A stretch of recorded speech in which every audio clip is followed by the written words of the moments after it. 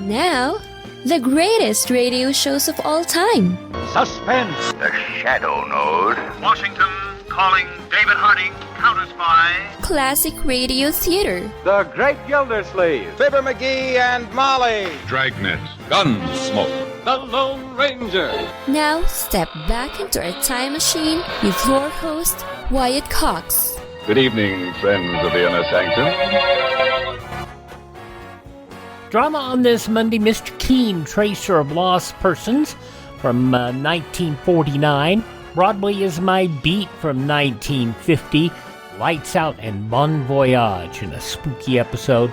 Wrap it up with Danger Dr. Danfield, Michael Dunn, and a Diamond Pendant, and Claudia from 1947. And it looks like that cold is getting around that Mama had. Not fun. Anyway, thanks for joining us on this Monday, 10th day of November, 314th day of the year, 51 days left. Last colonial governor of New Jersey, William Franklin, signed the charter of Queens College on this date in 1766. Queens College would become Rutgers University. Congress passed a resolution creating 2 battalions of Continental Marines on this date in 1775. Those Continental Marines would, of course, later become the United States Marine Corps. From the halls of Montezuma to the shores of Tripoli. Yes, I watched entirely too much Gomer Pyle. But the Continental Marines served as landing troops for the recently created Continental Navy. Thus, that's where that all came about, you see. Now, we go to 1919, the first National Convention of the American Legion held in Minneapolis. Kate Smith, on her weekly radio show on this date in 1938, sang Irving Berlin's God Bless America for the first time. In 1951, direct dial coast-to-coast telephone service began in the U.S. Direct distance dialing. And what's direct distance dialing? Well, let's see. Here's a telephone call being dialed. A simple operation that occurs thousands of times a day. But this is no ordinary telephone call. For with each turn of the dial, electronic impulses speed along miles of wire or pass swiftly as light from relay tower to span half the nation. In a distant city, a few seconds after the dialing begins, a telephone rings. And 2 voices have been joined by one of the most amazing communications advances of our time, direct distance dialing, or DDD. An excerpt from a 1959 Southwestern Bell film promoting the new service. In 1961, AT&T would release another short film, this one starring Peg Lynch and Alan Bunce as Ethel and Albert. They're not the couple next door, but the original Private Lives of Ethel and Albert. And we have posted a link to that on our Facebook page. And so check it out over on Facebook. It also features a Mr. Digit, an animated character, the voice of which is one very familiar to you, Howard McNear. Now, it was on this date in 1969, National Educational Television, the predecessor to PBS, debuted Sesame Street. In 1975, the UN General Assembly passed a resolution equating Zionism with racism.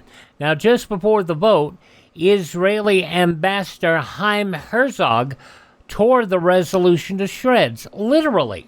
For us, the Jewish people, this is no more than a piece of paper, and we shall treat it as such. In the words of Rodney King, why can't we all just get along? I mean, seriously, that's the biggest issue that we face today in the world. People just don't get along. It was on this date in 1982, the newly finished Vietnam Veterans Memorial opened to its first visitors in Washington. WorldCom and MCI announced on this date in 1997 a $37 billion merger, the largest U.S. merger at the time. We are excited by the remarkable opportunities this combination makes possible for both companies, shareholders, customers, and employees. The combined company creates one of the world's leading fully integrated communications companies.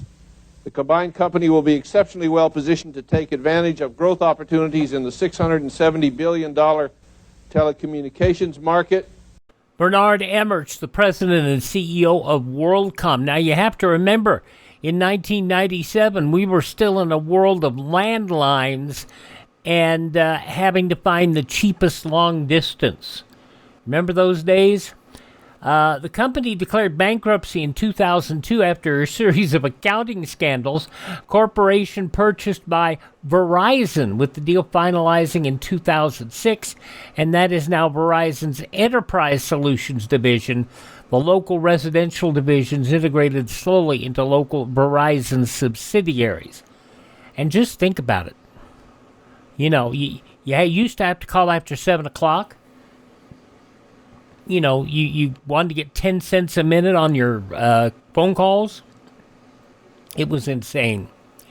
Anyway, in 1997, the conviction of 19-year-old British au pair Louise Woodward reduced from second-degree murder to involuntary manslaughter. Her sentence reduced from life in prison to time served. She had been found guilty less than 2 weeks earlier in a baby-shaking death. World Trade Organization approved China's membership on this date in 2001, and Mozilla Firefox first released on this date in 2004. Mozilla Firefox, for a very long time, a strong competitor to the big leader at the time, which was, of course, Microsoft Internet Explorer. It is now a distant third or fourth when it comes to internet browsers. And quite honestly, I still use it for a few things. The main browser I use is a browser called Brave. And the main reason I use Brave is its serious ad blocker. Now, the National Museum of the Marine Corps in Quantico, Virginia, opened on this date in 2006. It was dedicated by President Bush, who announced that Marine Corporal Jason Dunham would posthumously receive the Medal of Honor for actions served while with the 3rd Battalion, 7th Marines during the Iraq War. While on a patrol his unit attacked, he deliberately covered an enemy grenade to save nearby Marines. In 2008, over 5 months after landing on Mars, NASA declared the Phoenix mission concluded after communications with the lander were lost. And it was on this date in 2009, Washington sniper John Allen Muhammad executed 7 years after the attacks that terrorized the nation's capital. Virginia Corrections Department spokesman Larry Thor spoke with reporters. He seemed quiet and relaxed. He was quiet. I never heard him utter a word or say anything in particular at all. The story is really weird of the Beltway sniper attacks that John Allen Muhammad, who was originally born John Allen Williams, before he converted to the Nation of Islam, he had convinced his co-conspirator, Lee Boyd Malvo, a young man at the time, a Jamaican national, that he was 17 when all this was going on. But he had befriended him, enlisted him. Supposedly, they were seeking ransom from the government to stop the sniping. $10 million ransom. They were going to establish a utopian society for 140 homeless black children on a Canadian compound. And this strangeness. Anyway, Muhammad is dead, and Lee Boyd Malvo is in prison to this day, dealing with those attacks. Some of those people who passed away on this date include former Russian general politician, Soviet Union head Leonid Brezhnev, William Atlas, Dick the Bruiser, actor Chuck Connors, the rifleman, Carmen McRae, wonderful singer. Boxer actor Jack Palance, also Lorraine Day, Norman Mailer, and Dino De Laurentiis, all born on this date in history. Birthdays on this date include a wonderful Japanese singer, actor. He was a great singer, produced a wonderful song, and the brilliant people in the U.S., because it was in Japanese, called it sukiyaki. Ku Sakamoto. It became a top 10 tune. It is wonderful music. Martin Luther, the Protestant reformer, born on this date. Actor Claude Rains. The professor on Gilligan's Island, Russell Johnson. Richard Burton, born on this date. Actor Roy Schneider. Kenny Loggins' second cousin, Dave Loggins, had a hit single with Please Come to Boston. And actress Brittany Murphy. All those folks born on this date, they have all departed this mortal coil. Hi, this is Jeff Foxworthy. It is now time for the birthday announcements. The following people are now officially older than dirt. She is still the happiest girl in the whole USA. Donna Fargo, 80 years old today. Sinbad, the comedian, is 69. Last minute shopping, huh? Yeah. Enough to drive a man insane, ain't it? From the movie Jingle All the Way with Arnold Schwarzenegger. 69 years old today is Sinbad. From One Day at a Time, the daughter of John Phillips of the Mamas and Papas, Mackenzie Phillips, 66. From Saturday Night Live, Tracy Morgan is 57. I hate that mouse. I always hear him walking around with his little nails scratching against my kitchen floor. From Saturday Night Live, Tracy Morgan, also from 30 Rock and The Last OG. Tracy Morgan, 57 today. From Grey's Anatomy, Ellen Pompeo is 56. To make it, really make it, as a surgeon, it takes major commitment. From Grey's Anatomy, Ellen Pompeo is 56. Country singer Miranda Lambert, 42 today. And from Mad Men and the Chilling Adventures of Sabrina, the very dark remake of that. And from Riverdale, Kiernan Shipka is 26. Those are just a few of the people celebrating the 10th day of November as their birthday. If this is your birthday... Hi, we're the Four Freshmen, and we just want to say... Happy birthday to you. With the holidays coming up, everybody's going to deal with some gut issues, you know. And even if, normal food gives you grief, and then you get to Thanksgiving, and you got all this big food you're going to eat, and you're going, oh my word, how am I going to do this? Well, it's Professor B's Digestive Aid will help you sort stuff out. If you get it now, and get on the program, once Thanksgiving rolls around, you're going to feel a lot better, you are. This was developed for people who were dealing with chemotherapy and cancer, and that screws up your whole system. It really does.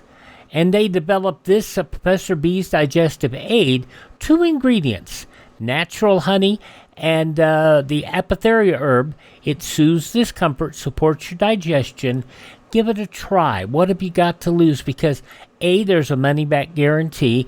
B, if you use my promo code Wyatt, you're going to find that not only you're getting the lowest price possible on Professor B's Digestive Aid, but you will also be supporting the show because, we get a piece of the action. So check it out. profbees.com, promo code Wyatt. You can also find the link in the show notes. You can also find the link over at classicradio.stream. Please check it out.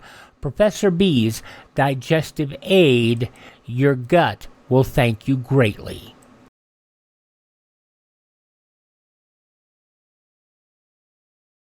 This is Debbie Reynolds. If you've been wondering what you can do to fight communism personally from your own home, there is something you can do. Support Radio Free Europe, the station built and financed by the contributions of the American public to the crusade for freedom. Radio Free Europe is one Cold War operation the communists fear and attack constantly. Support Radio Free Europe. Send your truth dollars to Crusade for Freedom, care of your local postmaster. We continue now on Classic Radio Theater with Wyatt Cox with Bennett Kilpack in an episode of Mr. Keen, Tracer of Lost Persons. This goes back 76 years to November 10th, 1949, and the engaged girl murder case. It's time now for Mr. Keen, Tracer of Lost Persons.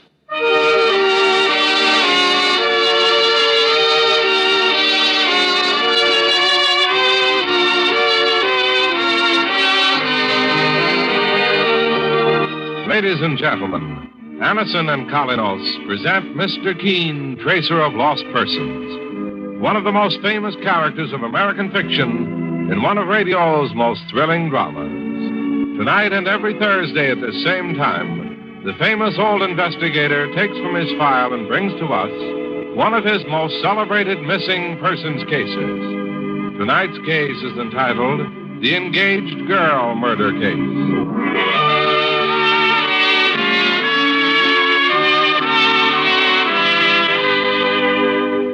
When you are suffering from headache, neuritis, or neuralgia pain, you want fast relief. Well, just try Anacin. Anacin gives incredibly fast, effective relief. Anacin is like a doctor's prescription. That is, it contains not just one, but a combination of medically proven active ingredients. Many people first discovered Anacin tablets through their own physician or dentist. Next time you want effective relief from the pain of headache, neuritis, or neuralgia, get Anacin.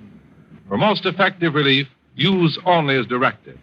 Anacin, A-N-A-C-I-N, comes in boxes of 12 and 30 tablets or in economical bottles of 50 and 100.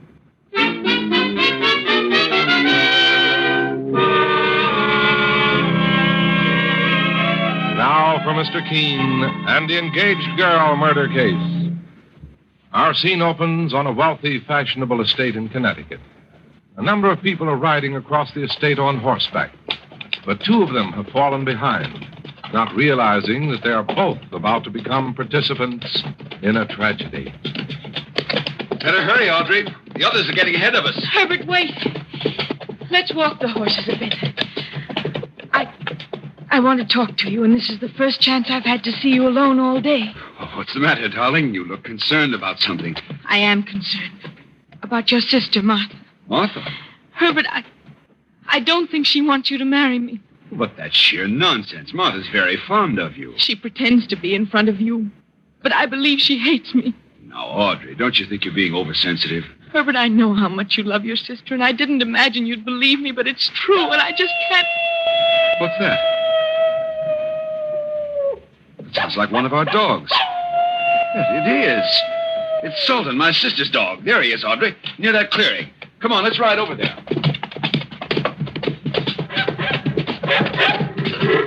Sultan, what's the matter, boy? Herbert, look! It's my sister, Martha, lying in the thicket. Hold my horse while I dismount, Audrey. What's happened, Herbert? Has she been hurt?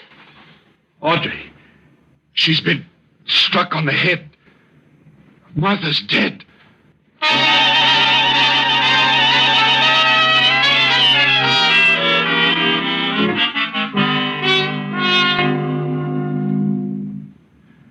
The police said, Mr. Keen, that someone must have struck my sister Martha on top of the head with a heavy club and killed her instantly. This occurred while you and your guests were out riding, Mr. Langley? Yes. Was your sister Martha part of the group who were on horseback? Yes, I thought she'd gone on ahead with the others. Well, hitting a horseback rider on the head with a club when you stand on the ground, well, that ain't an easy trick. Somebody on a horse must have followed the girl and struck her from the saddle. My partner, Mike Clancy, has a good point there, Mr. Langley. Tell me, were all your guests questioned by the local police? Yes, Mr. Keen, but none of them was held. They were all Martha's close friends and mine. It's unthinkable that any of them would have wanted to harm her in any way. In other words, you can't put the finger of suspicion on any of them. No, Mr. Keen. My sister Martha was a beautiful, intelligent woman. Very popular with men, though she never married. I loved her as much as I've ever loved anyone in this world. With the exception of Audrey, perhaps. Mr. Langley, tell me a little more about your fiancée, Audrey Stafford. She's a wonderful girl. We met last summer on a cruise to Bermuda. She was on vacation at the time. She worked for a banking firm. But she resigned her position at my request shortly after we announced our engagement. I see. I'm wealthy. My late father left his entire estate to my sister Martha and to me. I didn't think it was necessary for my future wife to retain her job. Well, what about that incident you mentioned when you told us the story before, Mr. Langley? What incident, Mr. Clancy? I imagine Mike is referring to your talk with your fiancée, Audrey, just before you found your sister's body, the talk concerning her unfriendly attitude toward Audrey. That was nothing. I shouldn't even have brought it up. Mr. Langley, I presume you came here to ask me to solve the mystery of your sister's murder. Yes, Mr. Keene. I came to plead with you to enter the case, for Martha's sake. And also for Audrey's? What do you mean? From what you told me, Mr. Langley, I imagine there is one suspect in this murder case. You mean my fiancée? Yes. You said that Audrey told you that Martha was against your marriage. But Audrey would never have murdered my sister for that, or for any reason. That still remains a question to be answered. However, I can't accept the case, Mr. Langley, unless you tell me everything, openly and truthfully. I should have known better than to try to hide my real feelings from you, sir. Yes, I want Audrey protected. So far, no one knows that she quarreled with Martha before the murder. Over you? Yes, Mr. Keene. I overheard the argument. I said nothing to Audrey, thinking it would pass over after the wedding. Why did your sister want to stop the marriage, Mr. Langley? For a very silly reason. Martha thought Audrey wanted to marry me for my money.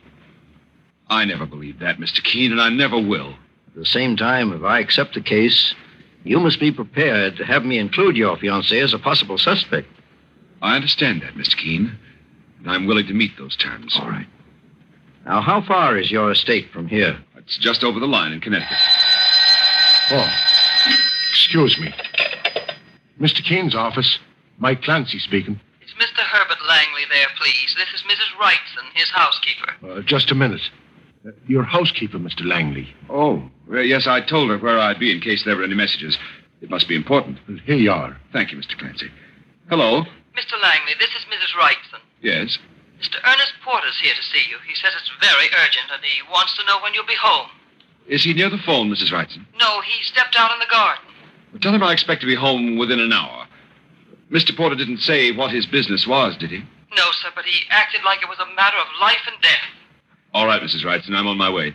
Goodbye. Goodbye, Mr. Langley. It's a neighbor of mine named Porter, Mr. Keene. He seems to have something terribly important to tell me. Who is he, Mr. Langley? He has an estate near mine. He and his nephew, Alan, come over quite often. I can't imagine what he's got in his mind. Unless it refers to my sister Martha's murder. It probably does. The sooner we find out just what it is, the better.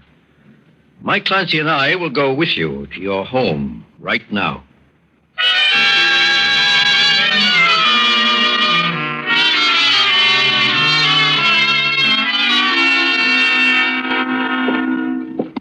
For just a moment, Mr. Keene, I have a key to the front door. Well, Mike, while I'm inside the house, suppose you take a look around. You know, the usual checkup. Right, sir. Come in, Mr. Keene. Oh, Mr. Langley, I didn't hear you come in. This is Mr. Keene, Mrs. Wrightson.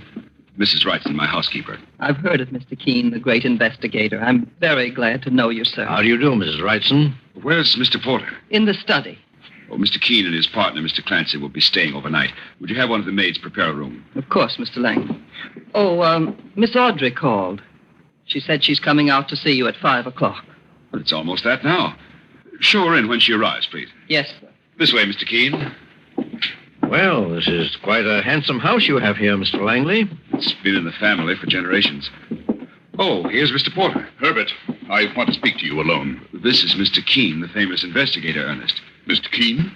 You mean he's taken over the investigation of your sister's murder? Yes. Well, then I suppose I ought to say what I have to say in front of him. I think you should, Mr. Porter, if it concerns the murder of Martha Langley. It does, Mr. Keene. Then what is it you want to tell us? Well, I have a nephew, Alan, of whom I'm very fond. He's been living with me since his parents died. And I'd stand behind him under any circumstances. What are you trying to say, Mr. Porter? Mr. Keene, you can accuse me for that matter or anyone else who was along on that morning ride. My nephew's innocent and completely honest. What are you driving at, Ernest? I think I know what Mr. Porter's trying to say, Mr. Langley. Apparently his nephew, Alan, is connected with your sister's murder in some way. And Mr. Porter is attempting to clear him, even before he's been accused. Mr. Keene, knowing you for what you are, a fair man, I don't mind putting my cards on the table. My nephew, Alan, came to me today and confessed that he was the first one to find Martha's body. You mean he found her there near the woods before I did? Apparently, Herbert. How did he happen to find Martha's body, Mr. Porter? Well, he dropped behind the rest of us as we were riding through the woods. The reason he said nothing about it up to now was that he didn't want to become involved, Mr. Keene. That's not a very good excuse. The boy was excited, frightened perhaps. At any rate, he admitted the truth, didn't he? Yes, and it's in his favor.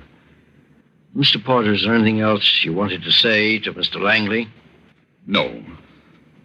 Except that he has my deepest sympathy. I appreciate that, Ernest, and thanks.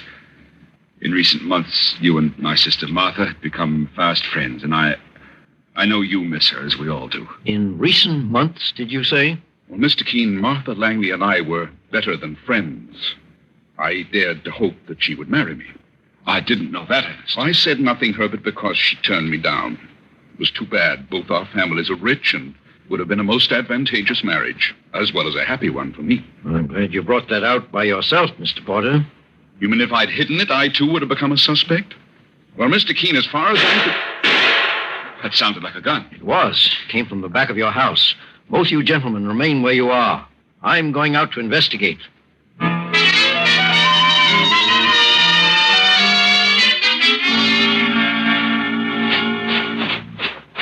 All right, young fella. Just stay where you are. What's happened, Mike? Well, Mr. Keene, I heard this fella prowling around in the shrubbery. And when I yelled, he started to run. I fired 2 shots in the air to scare him. He stopped in a hurry. Well, who are you? Alan Porter's my name. I thought I was being attacked by a maniac. That's why I tried to run. You are Ernest Porter's nephew? Yes. Mr. Keene, there's a car coming up the road. Take young Porter back to the house, Mike. I'll join you in just a minute. Okay, me bucko. Let's go.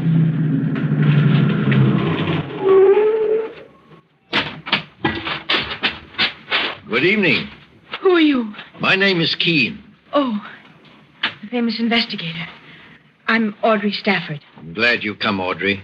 I wanted to ask you a few questions in regard to the murder of Martha Langley. Leave her alone. I beg your pardon.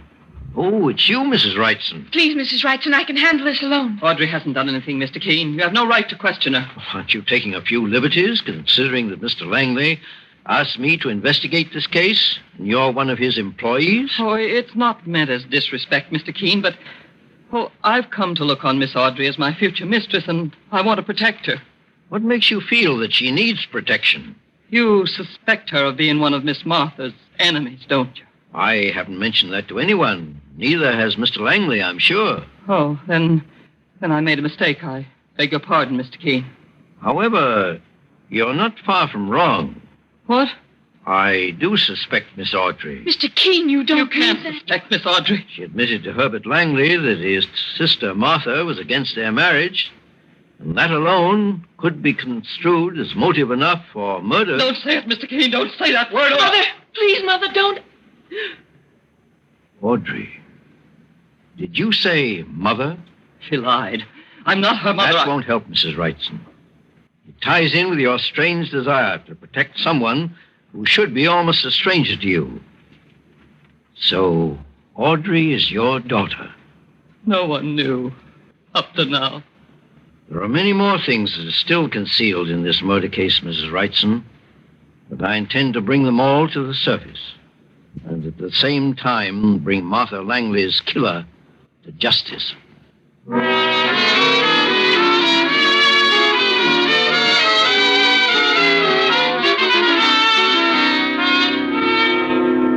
In just a moment, we'll return to Mr. Keene and the engaged girl murder case. Meanwhile, beware of unpleasing breath that breathes between the teeth. Use Colonos toothpaste with Dental Floss Action. Those cracks and crevices where food particles can decay must be reached to have a really clean mouth, a welcome breath. Your dentist knows this to be true. Use Colonos toothpaste with dental floss action. Colonos gives amazing dental floss action. That is, sends thousands of active cleansing bubbles to penetrate hard-to-reach dental areas. Helps dislodge bits of food that can cause unpleasing breath and tooth decay. Use Colonos toothpaste with dental floss action. Colonos has high polishing action, too. Brightens dingy teeth by removing ordinary yellow surface stains. Colonos is gentle, safe even for children's teeth and tender gums. Enjoy its cool, clean, minty flavor. Colonos is dentist recommended. Cleans your teeth bright, keeps your breath right. Use Colonos toothpaste with dental floss action. Get Colonos with dental floss action today.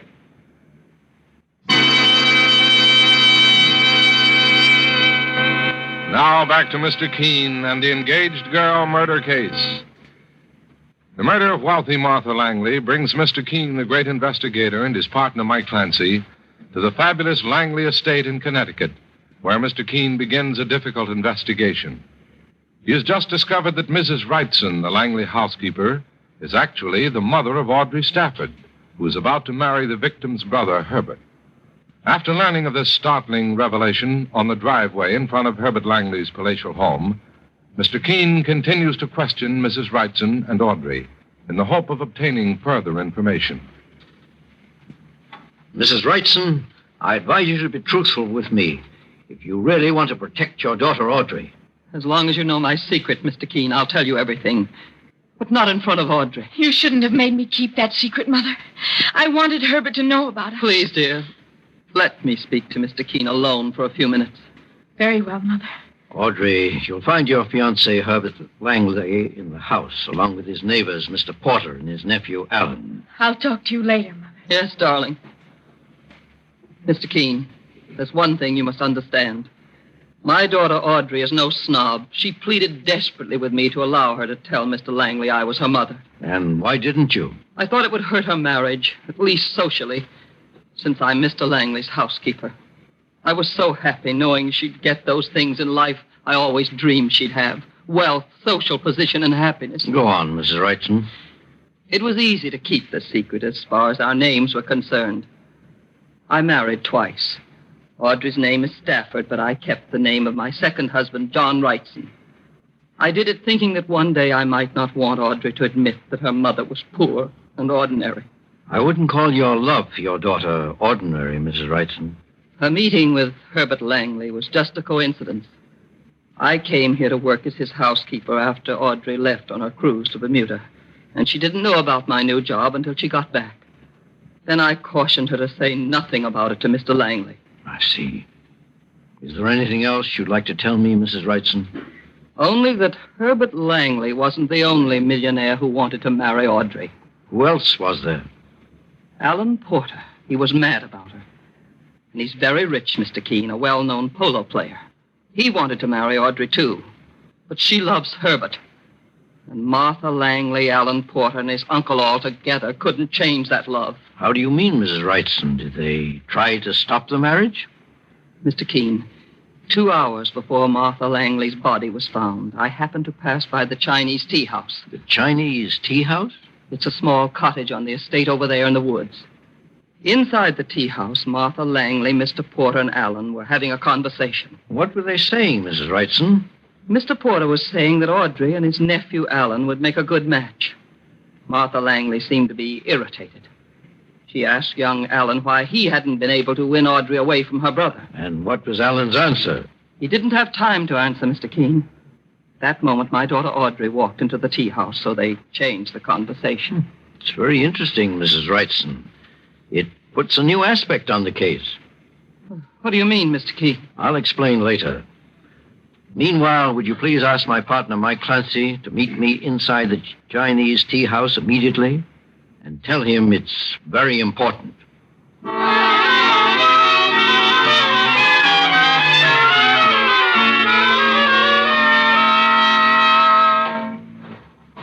Mike. Is that you, Mr. Keene? I'm over here on the tea house porch. Sure, this is certainly a fancy shack, isn't it, boss? Why, it looks like something from a Chinese palace. Mike, come inside for a moment. I want to show you something. Look at this. Saints preserve us. Like someone must have tried to tear the house down, Mr. Keene. There's a hole right through the wall. The walls are flimsy, Mike, but they've been reinforced with short, narrow beams. That's the one part of this tea house that isn't authentically Chinese. One of those wooden beams, small but solid, has been pulled out right here. Mr. Keene, that missing piece of wood could have been the murder weapon. Exactly. And here's something else, Mike. Why, it's a bit of cloth. I found it hanging on this nail head, here where the beam was torn out. Now, if you wanted to tear a beam out of this wall with the aid of a chisel, say, how would you brace yourself? Well, I'd stick my knee up against the wall on this side for leverage. That's just what the killer did, Mike. But he unknowingly left this bit of cloth on the head of that nail. This bit of cloth comes from heavy riding breeches. So the killer probably never even scratched himself or herself. Herself? Well, nowadays, women wear heavy riding breeches too, Mike. Yeah, but Mr. Keene, that still leaves us with the job of picking out the killer. Several people were riding that day when Martha Langley was murdered. I know that. However, I think I have an idea. Tomorrow morning, Mike, we'll all go riding here on the Langley estate and turn my murder theory into a fact.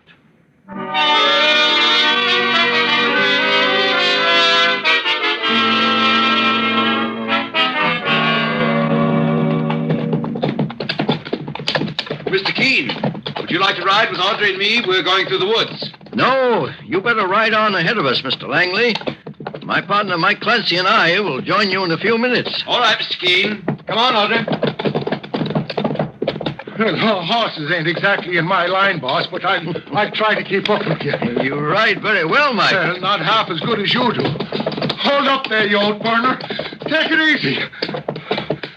Well, sure, they were all pretty curious about why you wanted to take that ride this morning. My reason paid dividends, Mike. It did, boss? I know who murdered Martha Langley.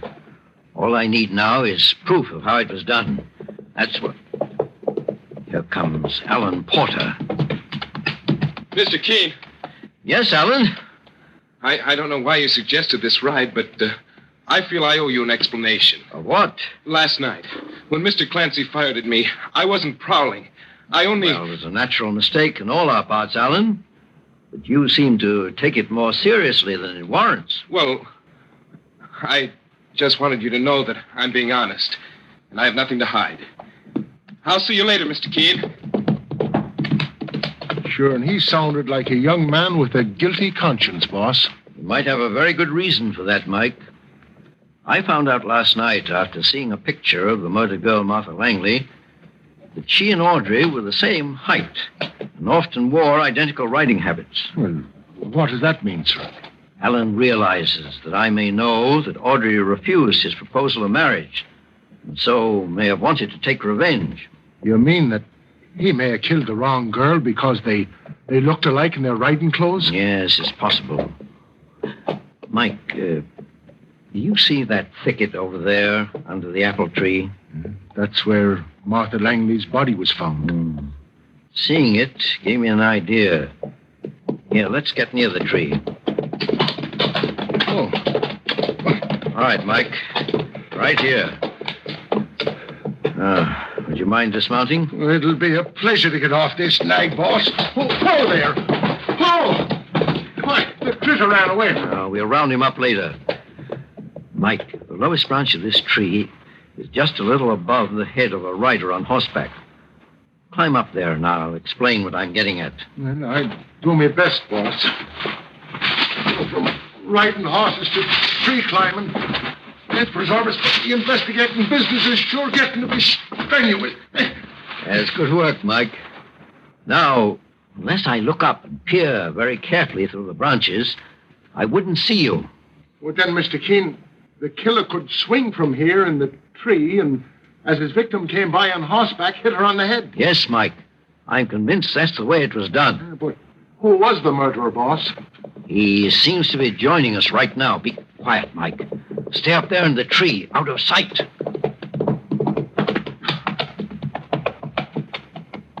Tired of riding with the others, Mr. Porter?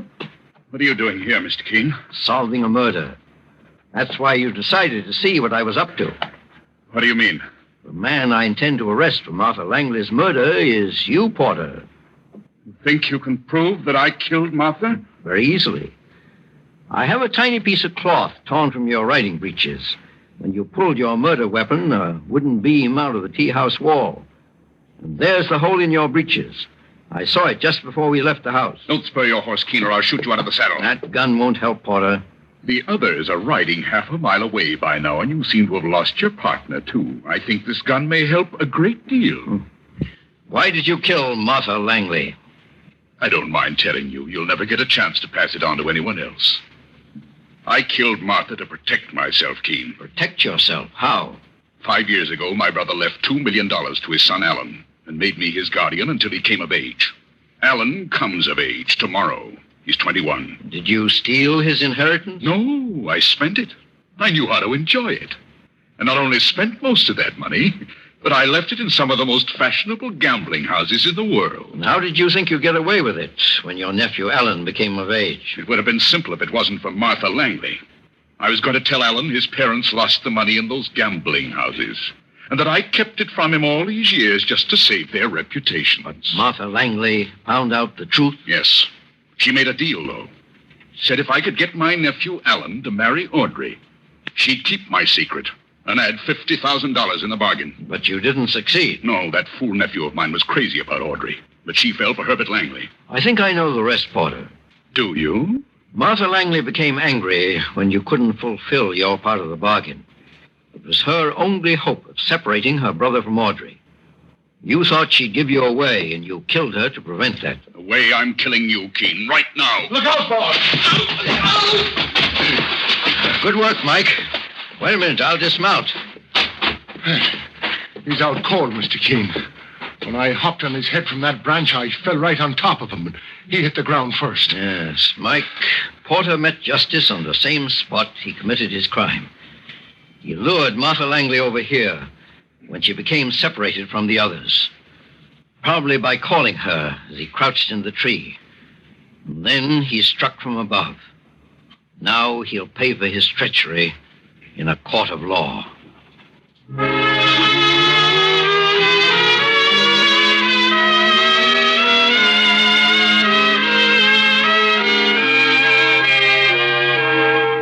So Mr. Keene finds the solution to the engaged girl murder case.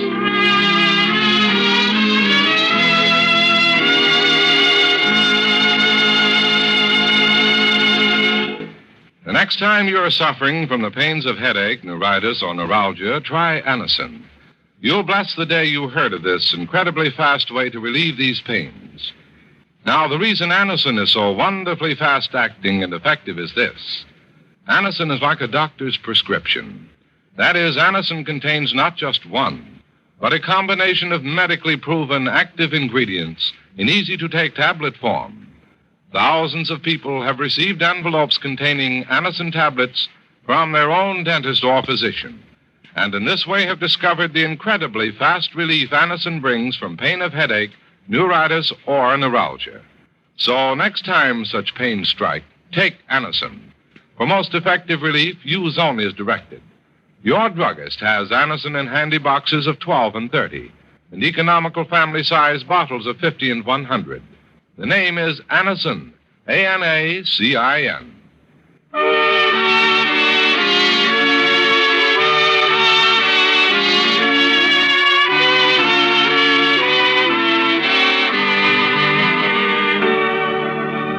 Mr. Keene, Tracer of Lost Persons, is based on the novel Mr. Keene. The radio sequel is originated and produced by Frank and Ann Hummert. Dialogue by Lawrence Clee. Bennett Kilpack plays Mr. Keene. It is on the air every Thursday at this time. Don't miss Mr. Keene next Thursday when the kindly old Tracer turns to the concrete cellar murder case.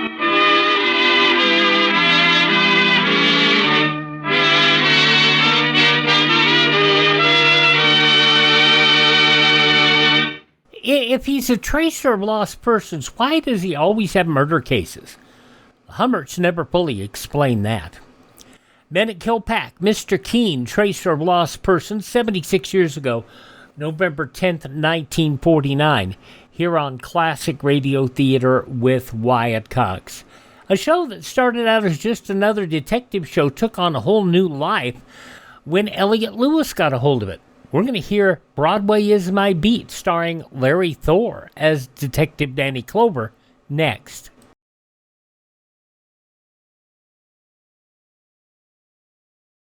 Driving tonight? Then remember this. Most highway deaths are caused by two temptations, to cut out of line and to go too fast. Crossing the center line of the road is more dangerous than you realize. Statistics prove it. Excessive speed is just as dangerous as officials say. You can predict your own impulses, but you can never predict the other drivers when driving tonight. Drive cautiously, please. The first 6 episodes of Broadway Is My Beat starred Anthony Ross as Danny Clover, and then it moved to Hollywood later in 1949, about 6 weeks after it started. Larry Thor began playing the show, and the producer changed. Elliot Lewis, a whole new cast, scripts by Morton Fine and David Friedkin, and the show started out to be one thing, but it ended up being something entirely different, and quite the program. Let's hear Broadway Is My Beat, because it has that typical Elliot Lewis touch to it that gives you the idea very earthy and gritty. This episode of the program was originally broadcast 75 years ago today, November 10th, 1950. These shows, no dealing with missing persons here. Well, not often. We're dealing with a flat-out murder here.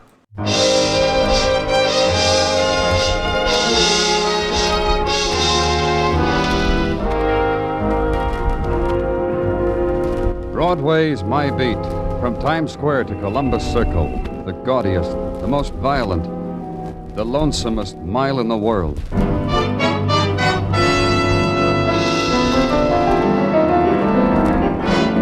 Broadway's My Beat, with Larry Thor as Detective Danny Clover.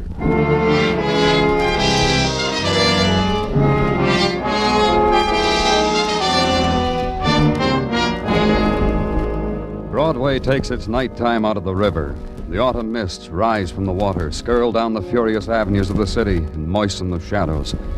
And for an instant, Broadway is stunned. Night has come too swiftly. It's suddenly November, and the people of the time clock go home to dinner in darkness.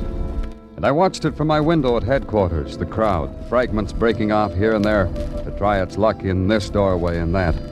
Wiped my hand across the frosting glass and considered it. That's why I didn't hear the man when he came in. Huh? The man's lying dead. Who are you? What are you talking about? I'm Finch. Room service. Hotel Haddon. Finch. What are you trying to tell me about a man lying dead? In the penthouse. Hotel Haddon. I walked in to deliver the drinks. Noted that the drapes were drawn. Noted that the spread had not been drawn back. Noted that he hadn't taken off his shoes. I noted that he was dead. How could you tell? He didn't move when I tapped him on the shoulder. He didn't breathe. Either inhale or exhale. That's being dead. And you notified the manager? Did you hear me say I did that? No, but... No, of course you didn't. I'm reporting it directly to the police, so it'll be on the records that I found the man. Finch found him. Finch. F-I-N-C-H. Alan Finch. You'll tell the papers that. Oh. Danny Clover speaking. Homicide, Danny. Call just came in. Where? Penthouse, Hotel Haddon. You gonna take it? Right away, Tartaglia. Finch. F-I-N-C-H. Alan Finch. Don't forget it.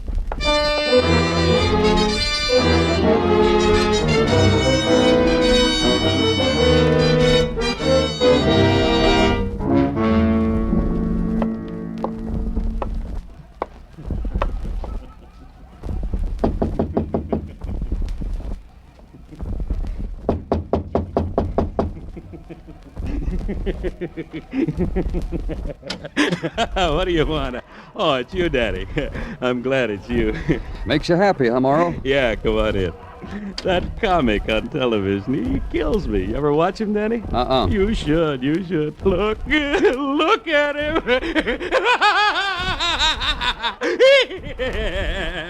He kills me. Where is he, Morrow? The dead one? He's in the bedroom. Come on, I'll show you. If you could tear yourself away from the comic. Ah, Danny, don't be like that. How many laughs does a house dick get in a day? I mean, for free. There he is, Danny, on his $20 a day bed. Shut the door. The television is for free, too, Danny. In every room, we can cop a look in between, you know. Shut the door. Whatever you say, Danny. Who was he? Here, I'll hold up his head so you can look at him. Looks different, huh? We've been waiting a long time to see him like this, huh, Danny? Johnny Hill. The same. A little punctured, but the same. Johnny Hill. Tell me about it. A lady was bidding a gentleman good night at the door. While lost in a kiss, she heard shots. She told me so on the phone. Did she see anyone leave this apartment? It was all too frustrating. She didn't see a thing because her eyes were filled with tears. She told me. Boyfriend scurried away, didn't want to get caught in a mess. The lady wept. Any ideas, Morrow? On who put so many holes in him? Except everybody who ever wanted Johnny Hill dead. Johnny Hill. King of the Chicago hooligans. Wanted for all the small print in the book. Who's to put the finger on who wanted him dead? Look, Morrow. I wanted it, you wanted it. Who didn't want it, Danny? Tell me so I can get him a free room in this classy flea bag. After that, there wasn't anything much. Morrow said he was going back and look at the comic, except now the comic was through and there was a cowboy instead, which was even better, Morrow assured me. And when the boys from Technical came, they were on Morrow's side. When I asked everybody why the cowboy carried 3 guns, they sneered at me. So I left. Then it was legwork. Find out why a hoodlum from Chicago had come to New York to die. Ring doorbells. And ask a man in a midnight blue dinner jacket what he knew about the death of Johnny Hill. And have him beckon to 5 more midnight blue dinner jackets. Alibis. Then the nightclub circuit. Start where the cover charge is $10 and the upholstery genuine, and ask questions, and get no answers. Then to the joints of plastic leather and no dance floor and no minimum, and get no answers. Then to the dives of the open collar and the biggest beer in town for a dime. And in one of them there's a man. His name is Benny Fane, and he's not happy. Go away, Danny. What's the matter with you, Benny? Nothing. You used to help us out. What happened? I'm not stooling no more, that's all. Go away, Danny. Because you don't want to tell me about Johnny Hill? Just go away. Suppose the boys around got to know you used to work for me, Benny. What about Johnny Hill? Yesterday. That's when he hit town. Where'd he go? There's people watching us, Danny. There's nobody watching us. Where'd he go? He checked in at the Haddon. They went to where they all go, Danny, the Griffin Club. Please, go away, Danny. That's all you know? I swear on the missus. The missus is doing time at the state reformatory. But she'll be out in 10 years. The Griffin Club, Danny.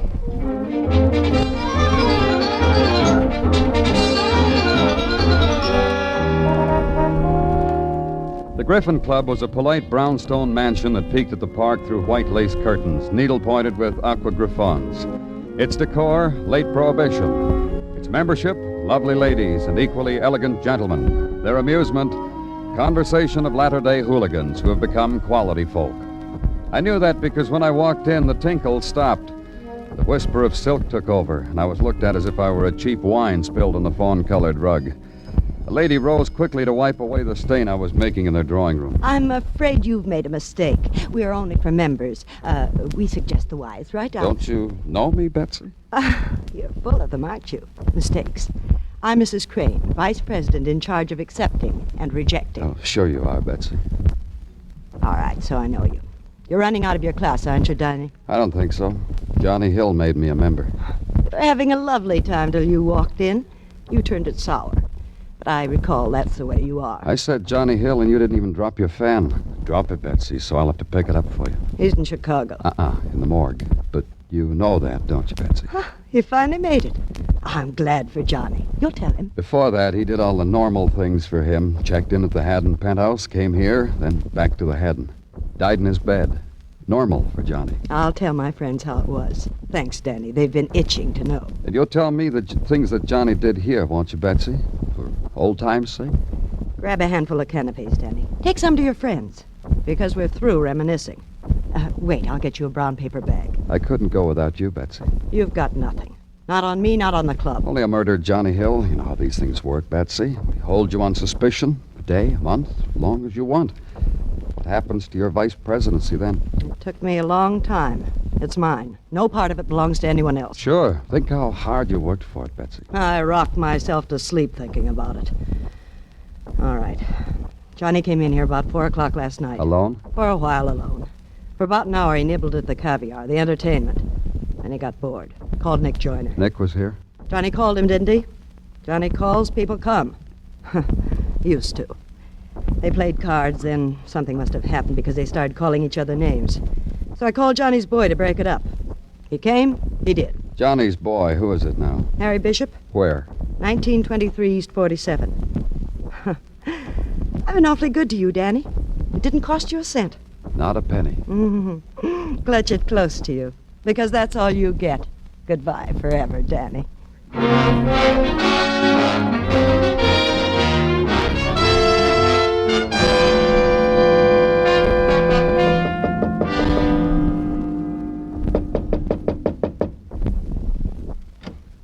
Yeah? Are you Harry Bishop? Let's go inside. Let's go, Harry. You sound like Law. Law. Later, Law. The mood will come to me and I'll call you. I said inside. Inside. Better. You got a permit for this gun? Gun, Harry, on the bed. Holy smokes, a gun. Did you shoot Johnny Hill with it? You have yourself a sniff. See? Hasn't been used since they mowed down ducks on Lake Michigan. I duck hunt with a 38. The ducks appreciate it. I wonder how that gun got here. I thought it was in Chicago. I'll ask you again, Harry. Did you shoot Johnny with it?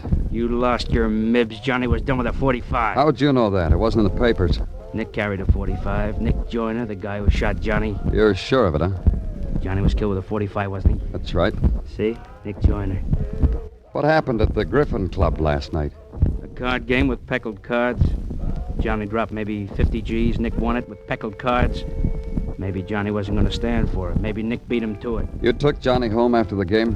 Back to the Haddon. Tucked him in. Where's Nick? I'll find him. That's why the gun, Harry? You're going to take care of Nick? Where's Nick? Leave him to me. Let's go. If we go, you're never going to find Nick. Come on, Harry. I'm booking you on a weapons charge. You're taking me in, huh? Where is he? Where else? Hotel Haddon under an alias? Of what alias? Merkel, something I don't know. I can save you the trouble, cop. I owe it to Johnny. Then you'll be held for homicide. Then you'll have to catch me. I already did. Turn off your radio and let's go, Harry.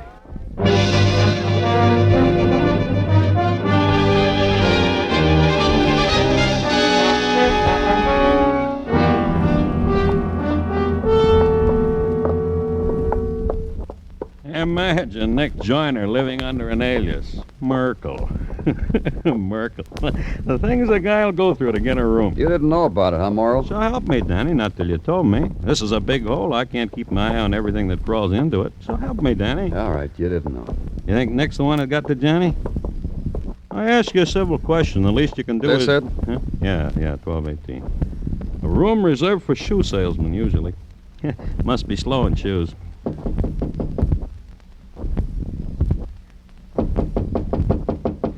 Maybe Nick's out. Maybe you got a pass key? Sure, Danny. I got everything, but maybe Nick's... Open it. Whatever you say, Danny. See, Danny, he's out. Is there another room? This one with bath. All rooms with bath.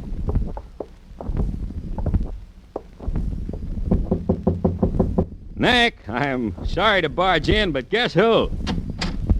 Hey, Danny's in the shower. Nick. Nick. Hey, Nick. Open it, Morrow. Tell him we're here. Nick. Nick! Nick can't hear you, Morrow. He can't hear anything anymore. Nick is dead.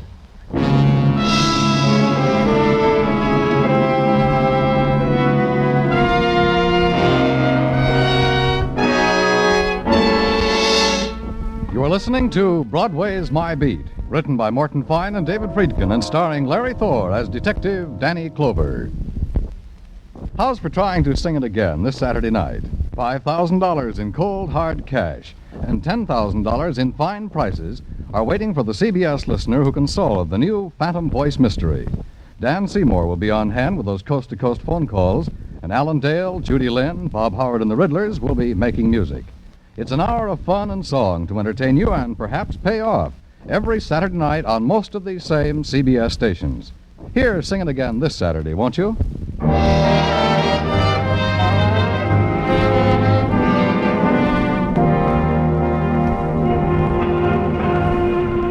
Broadway stands on a street corner and raises its collective coat collar against the coming of winter's night. Tries to find warmth in the blaze of neon or in the ashes of a summer night's dream. And for a time, Broadway warms its hands with memory, tasting its glow, watching it flicker, watching it die. Then it goes looking somewhere else. And the Translux screams in its ear. Murder, it screams. Gangster dead in Swank Hotel. Nick Joyner found dead. Broadway is happy. Broadway is daring.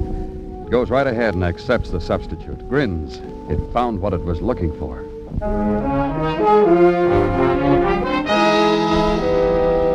And at police headquarters the next day, the probing over the murder of two men, Johnny Hill and Nick Joyner. And assisting at the probe, a man with an apple in his mouth.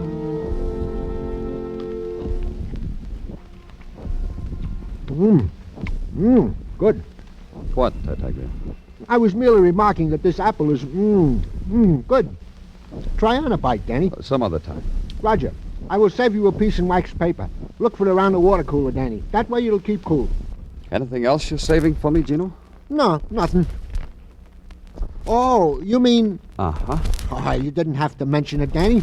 I was coming out with it anyway. I'm sorry. You're forgiven. If I don't forgive you, who should I? All right, Danny, all right. In the matter of the killing of Johnny Hill, hailing from Chicago... You'll tell me, huh? Well, it goes without saying.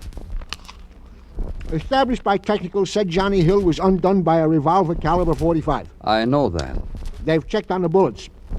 Found them to stem from a gun owned by Nick Joyner, hailing lately from this city. That means that... Permit me to finish your thought, Danny?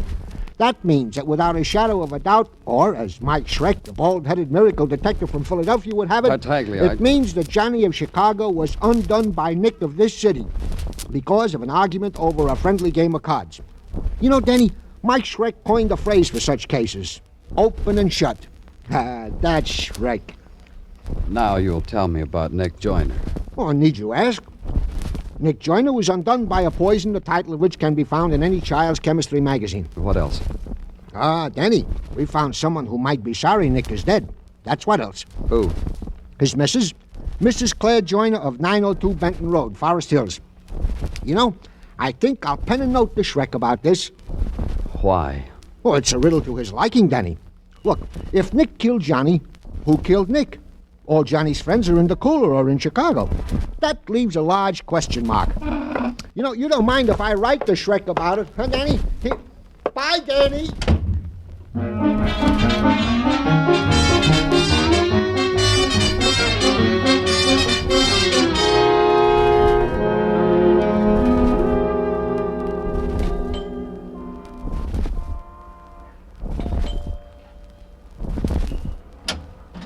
Can you come back? Oh, I'm sorry. Sorry about what? I thought you were the door-to-door tea salesman. The jewel truck is across the street, and I was going to tell him... Who are you? Danny Clover, police. Oh, please come in. In here. Please sit down. Thank you. I'm afraid I haven't very much time. Nick is... I know. I want to see him just once more. He's at the mortuary. I feel I ought to see him. How long has it been since you and your husband lived together? I don't know exactly how to answer that, Mr. Clover. Oh, a month? A year? No, longer than that. Once Nick brought home a black gown. Strapless and cut... Well, you know. I put it on. I looked like a housewife looking ridiculous in a strapless gown. Nick left then. He moved out? No, he moved out just a month ago. It's been 3 years since he bought me the gown. You knew about About Nick's business affairs? That he was a thief? That he was a hoodlum? I knew about that. It didn't matter? I'll tell you something, Mr. Clover. Nick would go out, and something would happen to him. Maybe he'd beat a man with a gun. He'd come home and stare at me. He needed me so he could feel ashamed. You still loved him. While he was here, I was glad. He's gone, but I'm not sorry. Nick wasn't the kind of man who could live very long. But I had him for part of the time that he did. Mrs. Joyner. No, please, you understand, Mr. Clover. Long ago, Nick wanted me to move someplace. You know, Park Avenue, a place like that. But Park Avenue, well, it was like the strapless gown. Did you ever meet any of Nick's friends? Nick didn't have any friends. He had people he had fun with. Like who? So many of them. Women? Of course, lots of them. But he never felt ashamed before any of them. But wasn't there someone special? Miss Lisbon was special. I saw her. Once I saw her walking on Broadway with Nick. On Broadway, Mr. Clover. And she only saw Nick. Miss Lisbon? Paulette Lisbon. Nick told me about her. She stayed at the Hotel Haddon, I believe. Oh, maybe she poisoned Nick. Maybe. Then I'm sorry for her. She doesn't know what she killed. The woman turned away from me, walked over to the hall mirror, adjusted a wisp of colorless hair under her hat, smoothed her gloves, looked once at her face, looked away, then walked out for one more time with Nick. She'd left the door open. I closed it for her. At headquarters, there was a file on Paulette Lisbon. Kansas City, Las Vegas, Chicago, Paris, the Italian Riviera. The girl who opened the door for me at the Hotel Haddon was the sum of all the places in which she'd been whispered to, clothed in silk. The sum of all the hands that had stroked the shadows on her throat, the edges of her mouth. All there was in the room was Paulette Lisbon. Thank you. For what? For the way you look at me. I thank you. Miss Lisbon. Nick looked at me like that sometimes. Other men makes a girl feel good. I mean good. You liked Nick? Nick brought me pretty flowers. These on my neck, on my arm, those boxes on the dressing table. Sure, I like Nick. Then maybe you'll help us find his killer. You really want him? The killer, I mean?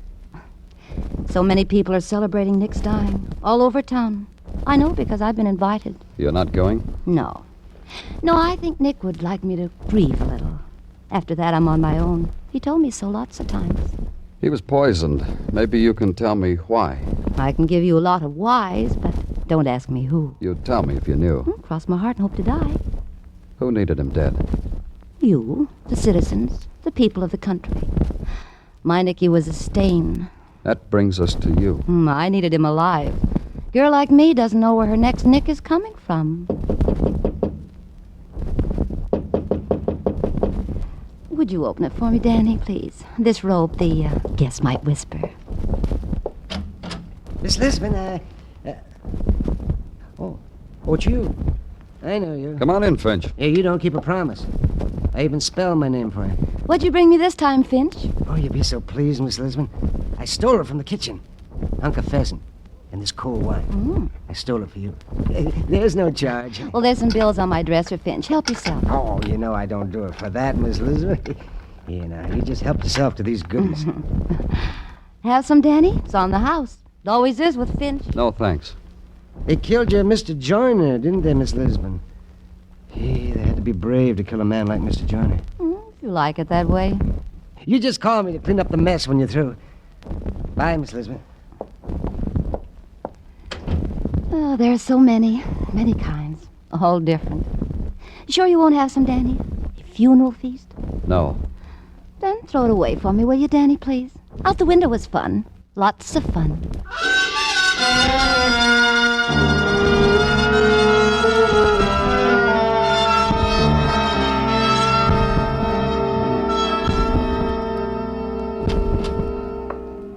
Danny? Oh, hello, Dr. Sinsky. Come on in. What's on your mind? Got a cigarette, Danny? Here you are. Thanks. Light? No, I wouldn't think of it. I carry my own matches. A very strange thing just happened, Danny. Oh, like what? I just finished an autopsy on Johnny Hill. An autopsy? What for? He was shot to death.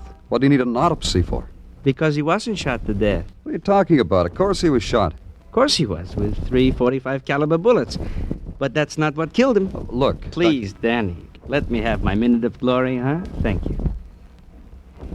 I happened to see the photographs taken of Johnny by our boys. Why, I asked myself, is there so little blood from a man who's been shot by a large caliber bullet? Then at the morgue, I examined Johnny. Very little blood on his clothes. So you performed an autopsy? Just to prove my point. Johnny was dead before he was shot.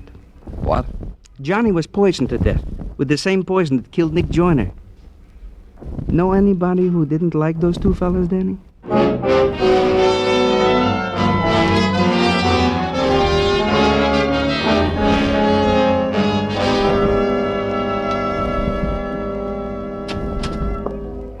Here he is, Danny. Oh, sit down. Me? Him. You leave, Morrow. Oh, Danny, I lend you my office. Be polite. Out.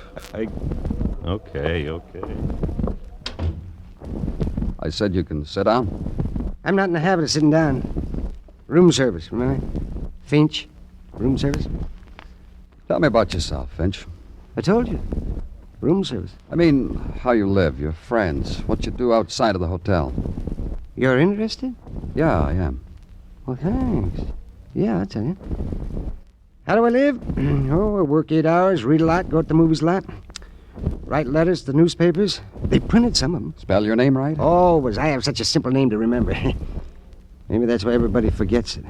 What about your friends? No, I've tried that. People don't measure up. Does Miss Lisbon measure up? She's beautiful. I'd like her to admire me, but really doesn't matter. Don't you care what people think about you, Finch? Used to bother me. I used to try. When I was younger, I took physical culture exercises and correspondence courses and personality, but I never finished. I don't know, somehow. Well, I don't know. Now you don't care. Oh, people are stupid. They don't know what goes on inside of other people. Me. Why are you asking me these things, Mr. Clover? Because I admire you. Oh, thank you. Here. Oh, see, let me show you something. I have it right here in my coat pocket. It's a letter I'm writing to the Times. Read it. Tell me about it. It's about those 2 men who were murdered in this hotel. Society ought to thank whoever did it. Give them a medal. Don't you think so, Mr. Clover? Think what? Give them a medal. Whoever poisoned those 2 men. Yeah, that's one way of looking at it, Finch. See, you know, Mr. Clover, you and I think alike. You can understand a man. I think we can be great friends. Uh-huh. I think I would have hated Nick Joyner myself. Yeah, that's right. Tell me about it. Well, if I would have poisoned a big man like Johnny Hill, and if someone would have come along and taken all the credit for it by emptying his gun into Johnny... Oh, what kind of courage did that take? Killing a dead man. Maybe Nick didn't know Johnny was dead. He probably just thought Johnny was sleeping. Oh, that doesn't make any difference. Nick got all the glory for killing Johnny. And you couldn't stand that, could you? You wanted that glory. What's that? You killed them both, didn't you? Johnny and Nick. What's that? You poisoned Johnny because of how important it would make you feel inside yourself. You could walk the streets and look at the people and know they didn't know how important you are. I didn't say that, Mr. Clover. And Nick messed it up for you. So you had to kill Nick. No, that's not right, Mr. Clover. You said they were both poisoned. How'd you know? I just found out. Now, listen to me. When you reported the first murder to me yesterday, you took great pains to give me details. But you didn't say he was shot because you didn't know he was. You've got to listen. No. You listen to me. Think about it, Finch. Alan Finch kills 2 big, notorious gangsters. But look, Mr. Clover... Think about it, Finch. Your picture in all the papers, your name and all the headlines. Alan Finch. Not just letters to the editor. Pictures.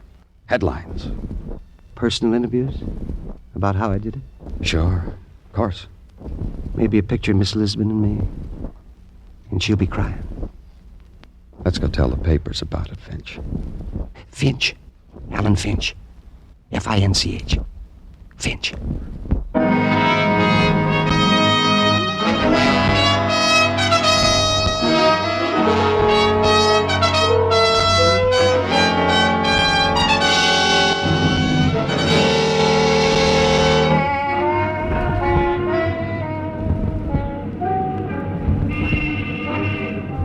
It's the happy time on Broadway.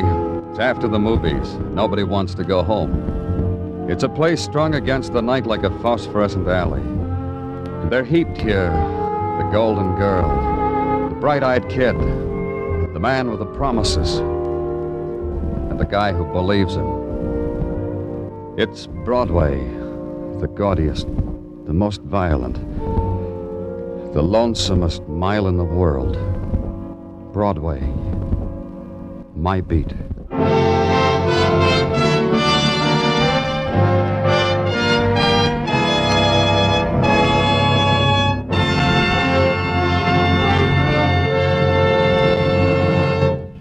Broadway's My Beat stars Larry Thor as Detective Danny Clover with Charles Calvert as Tartaglia. The program is produced and directed by Elliott Lewis with musical score composed and conducted by Alexander Courage. Included in tonight's cast were Howard McNear, Marlo Dwyer, Gigi Pearson, Adrian Marden, Lou Merrill, and Jack Crucian. We Americans have a valuable heritage, a heritage of individual freedom that includes the freedom to worship as we wish at the church or synagogue of our own choice. By attending church regularly, we can gain the moral and spiritual strength to meet the many problems which confront us today.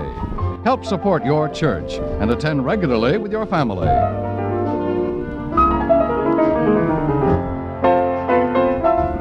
Dan Coverly speaking. This is CBS, where yours truly, Johnny Dollar, brings adventure Saturday nights on the Columbia Broadcasting System.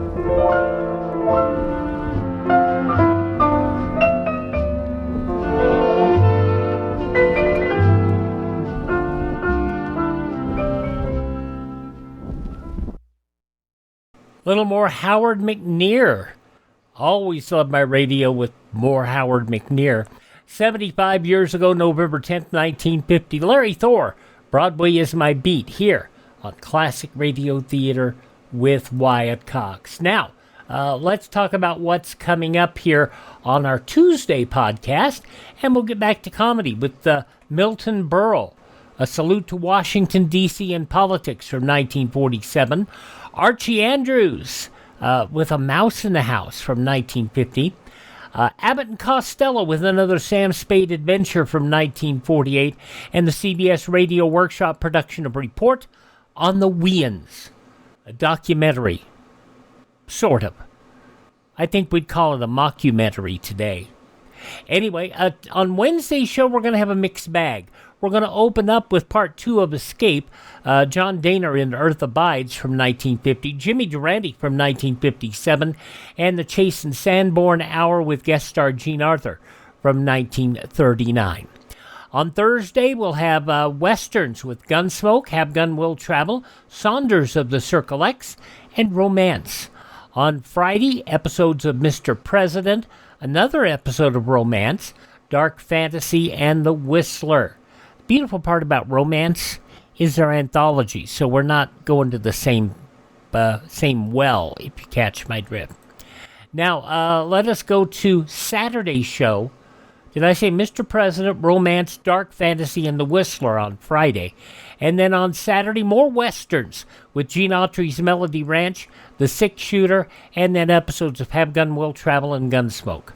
Sunday, we'll have comedies with Jack Benny, Abbott and Costello, The Aldrich Family, and Amos and Andy. And then on Monday, a week from today, another episode of Broadway is My Beat. We'll go out west for an episode of Calling All Cars, Frank Sinatra as Rocky Fortune, and a Sam Spade adventure, A Caper Over My Dead Body. That'll be coming up. I said Abbott and Costello's going to have a Sam Spade. That's not... What's his... I forget what his character is. I've forgotten, but it'll be funny. And we'll have that coming up here in the next week here on Classic Radio Theater with Wyatt Cox. Anytime at classicradio.stream to support the podcast. Up next, Lights Out.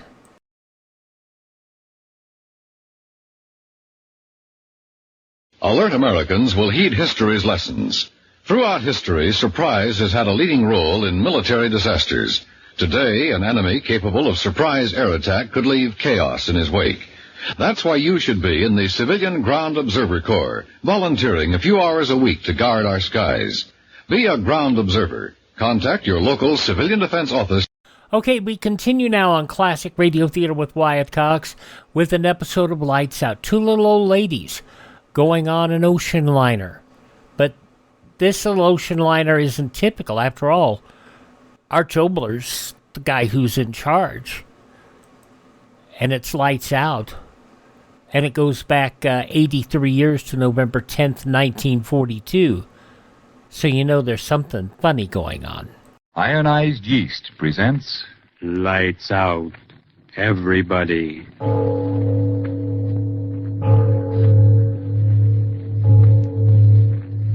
It is later than you think.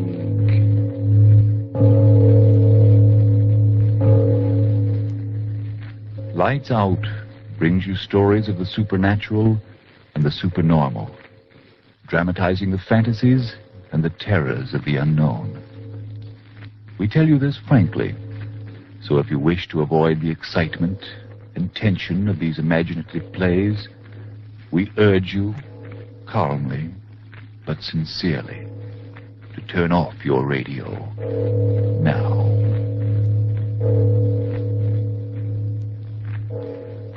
My name, Arch Obler. Bon Voyage is the title of tonight's story. In other words, a good journey. Remember back in the days when one could go vacationing on shipboard? Well, those were the days when two old women began this most amazing bon voyage. Tonight, I'm very curious to see if you'll really feel as I do about the events to unfold in this extremely strange travelogue. So, turn off your lights and listen.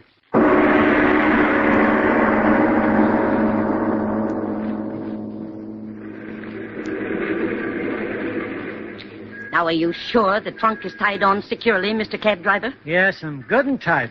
Ask him if he's absolutely sure, Julia. Are you absolutely sure, Mr. Cab Driver? Lady, so help me. If that trunk falls off, I'll give him a cab. Now, just a minute, young man.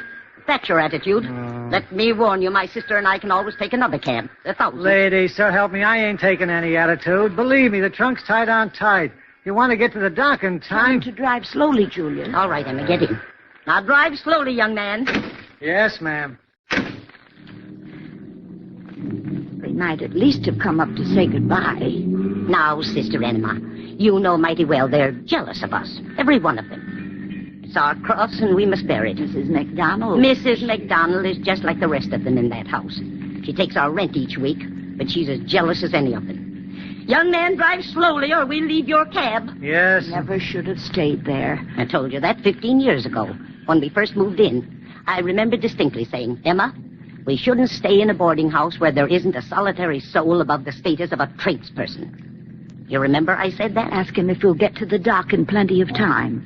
Young man, we won't be late now, will we? I'll get you there, lady, so help me. Well, see that you do. Beneath us. There's no doubt about it, Sister Emma. Everyone's always been jealous of us. No doubt about it. Sea air should be good for our trouble. Don't talk about it. He can't hear us driving. No, I suppose he can't. It's been 20 years. Oh, why should we think about it? The sea air will blow it away. Ask him if we're almost there. Young man, how much further? Practically there, ma'am. We got plenty of time. It's half hour to midnight. I'll see to it that we get there in time, or you'll regret it. Sailing at midnight. I don't like it. Don't talk like that. It was the only time. We're slowing up. Ask him what's the matter. Young man, what's the trouble? No trouble at all, ma'am. We're at the dock. Sea air'll make me stop dreaming those dreams, don't you think so, Sister Julia? Hell, you don't talk about it. Here you are, ladies. Got you in plenty of time. Ask him if it's the right dock. Sure it is, lady. Dock 11. Hey, should I take your trunk off? No. You'll charge extra for that. And there'll be someone from the steamship company to do that. Oh. What's your fare? There it is on the meter, ma'am. $1.25.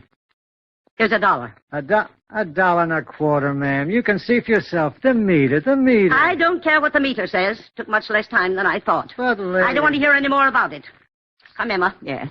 Now, lady, be... Stand to one side, driver. Let us out. Now, lady, if the meter reads $1.25, I gotta collect $1.25. Not another word.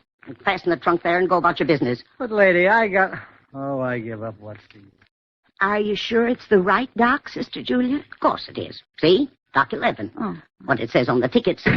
There's your trunk. Bon voyage to both of you. Impudent scoundrel. Left our trunk lying right there in the street. Save money anyhow. Get one of the ship's people to put it on. No one around. Strange. Everything's so quiet. And just before sailing time. There's a sailor. Ask him to take our trunk aboard. Mister. Sailor. Mr. Sailor. He hears you. You call me, lady? Ask him if he's connected with the ship.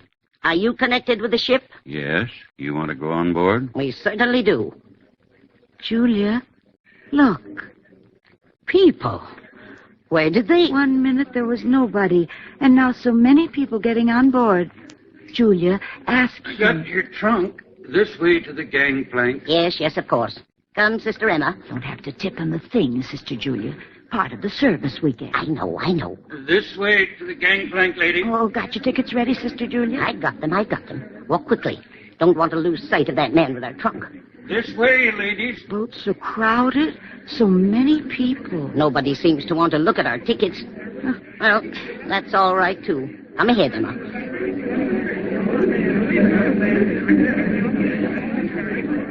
Your cabin, ladies. Ask him if it's the right one, Julia. Now, are you sure it's the right one, sailor? Your trunk's inside, ladies, all shipshape. Very well. Come ahead, Emma. All right. Now, you don't have to tip him anything, Julia. It isn't necessary at all. Well, isn't much of a cabin. Much smaller than they told us. I'll speak to the captain. Oh, not now. After we sail. Don't leave me alone in this place. Now, Emma. Now, don't now, Emma, me. You got the same thoughts. Don't talk about it. The sea air'll do us both good that way now, won't it? Don't talk about it. There, we're starting. Yeah.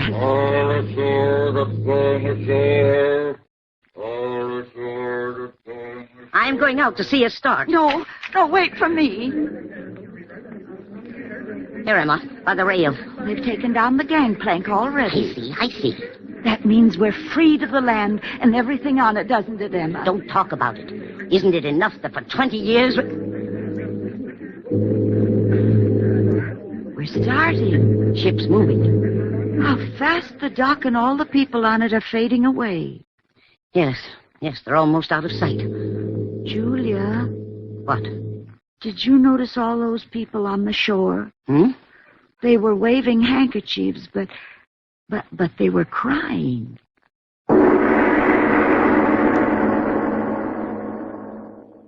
Let's pause right here. We'll return to Lights Out in a moment. Attention fans of old-time radio, call now and get the greatest old-time radio shows of the 20th century as selected by Walter Cronkite at an amazing $20 off the $59.98 catalog price. 60 programs and 20 cassettes, a written and audio forward by Walter Cronkite, and a booklet with rare photographs and show histories. Order now. 1-800-RADIO-48. That's 1-800-723-4648. And now, let's return to Lights Out and a terrifying tale by Arch Oboler.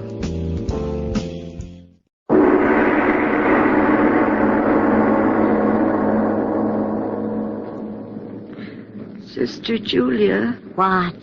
The time. What time is it? I don't know. Reach over and turn on the light. Ship's rolling so badly. There. 20 minutes after 2. The longest night. I haven't been able to sleep a wink. Why does the ship have to go so fast? That's all right, taking us away from the cursed land. Stop saying that. Strange how for 20 years a face can come to one in the night. Stop, I tell you. I'm going up on deck. Oh, no, don't leave me here. I'll go with you. Come ahead, but keep your mouth closed. Are you going to get dressed? No, just a coat. Find my slippers. Might be cold. Then stay here. No, I'll go with you. I got my coat already. Don't leave me. Come ahead. So quiet. Those must be the engines. Shh. Everyone's asleep. It's good to be getting away from the land. Here, up these stairs. Huh? Well, can't you see the sign, promenade deck? Oh, Oh, yes, the deck. That'll be nice. And now, don't fall.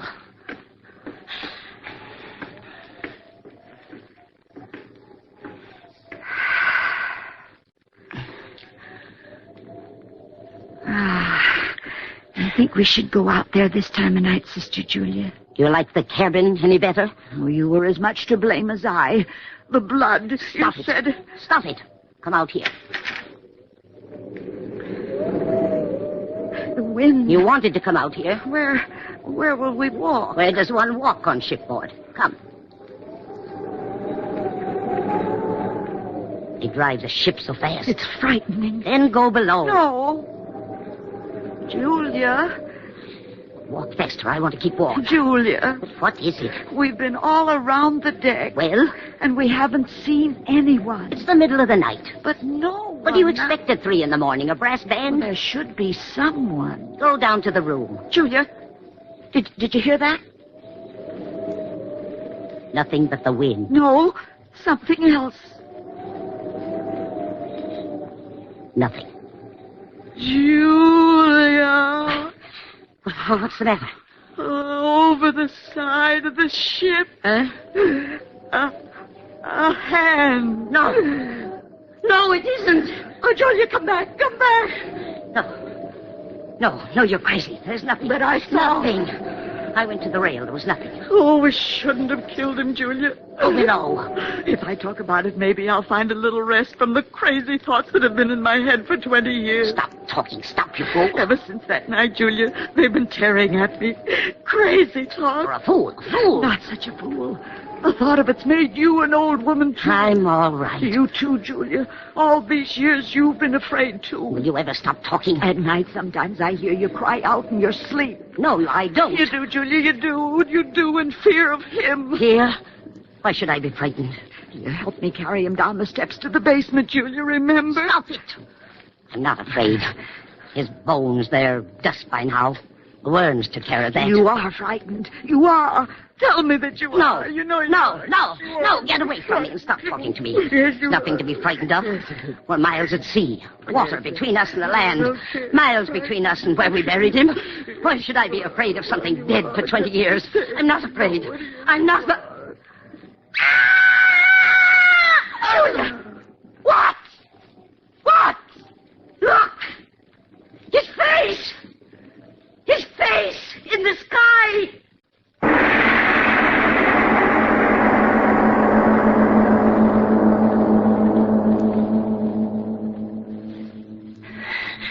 Faster, Emma. Walk faster. Is this the right car? Oh, get out of my way. Cabin. Got to get to the cabin. Close the door and lock it. Yes, lock it. Can't hurt us if we're behind a locked door. It wasn't locked before. Oh, but that isn't our cabin, Julia. What are you talking about? Of course it is. No. I tell you it is. Julia, no. This cabin. Here. Oh, it's locked, too. Got to get in. Got to get inside. Stuart, let me in my cabin. Oh, no, you'll wake everyone up. Stuart, come here and let me in my cabin. Julia, no. Stuart! No one heard you. I'll make someone hear me. Let me in. I'll try another door. Let me in. Please let me in. Let me in. Wake up somebody. Let me in. Oh, please open the door. Oh, open the door. Please open the door. Wake up somebody and let me in. Oh, let me in. Open the door, please. Wake up somebody and let me in, I say. Open the door. Julia. Let me in, I said. It's no use. What do you mean? They'll never answer us. Huh? They found out about him. You're crazy. Come on, the next deck. Find someone to let us in our cabin. Stuart! No, don't leave me. Wait for me, Julia. Stuart, somebody wake up. I want to get in my cabin. Oh, Julia. Sister Julia, wait. They've got to answer me. Look, that room.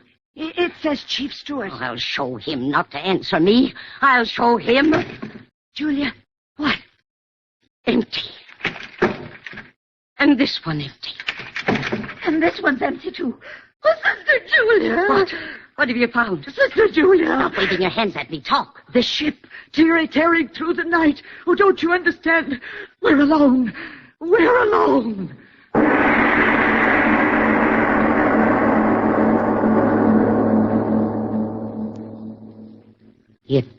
It doesn't seem possible. We've been all over the ship. But what makes it go? Oh, stop, you fool. Stop. Trying to drive me crazy as you are. I can't stand it out here. Walls closing in on me. I'm going out. No, stay here. Oh, no, let me go. No. You won't go on deck. You won't go on deck, and you won't leave me. I've got to get out of here. Not up there. Oh, I'm not frightened. I didn't see his face. You did. Stay here or I'll choke the tongue out of you. Oh, my neck. That's the way you killed him. That's the way. No, you killed him. You. I only held his neck. Your hand was on the knife. You stabbed him again. No. And again. No. And again. No. I'll go up there. Emma, come back. Not on deck. Don't leave me. Emma, come back. Don't leave me. Emma, where are you? Emma, where are you? I admit it. I am afraid. Emma, where are you? It's so dark out here. All these years we've been together, you can't run off and leave me now when I tell you I'm afraid. Emma! Oh, Emma, you're here. Go away. Emma, we've got to be together. Don't lie there on the deck. Get up. We've got to stay together the way we always have. You talked me into killing him. You did. So I did. But you and I have got to stay together, I tell you, until we get off this horrible ship. Listen, Emma. A ship can't go without men making it go. But we've been on every deck, and there's no one. Only him. Him, you insane fool. How many times must I tell you he's dead and dust? But you saw his face. Imagination, nothing more. The night's so black. I admit I'm frightened. Of course I'd see the thing I didn't want to see. But how could the ship... Listen, and I'll tell you. A great ocean liner like this one, there are men in the engine room and men on the bridge. What if there aren't any passengers? It just means we got on the wrong boat. But no one... I tell you, there is someone. Someone up there on the bridge steering the ship. If there was no steering, we'd go in circles. Look, see how straight through the waves we're going? There's no one. Come up to the bridge and I'll show you. There's a man up there steering this boat. A man of flesh and blood. There must be.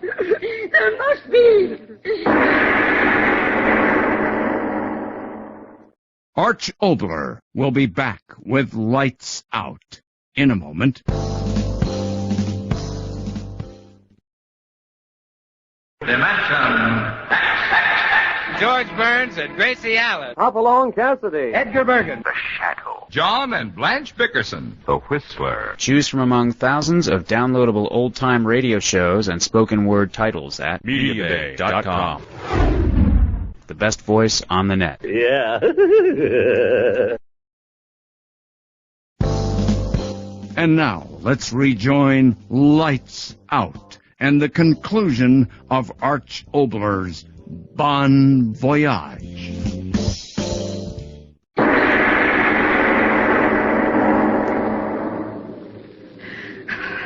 I'm afraid to climb. I'm ahead. But how can you know? A man must steer this ship. If there's no one there.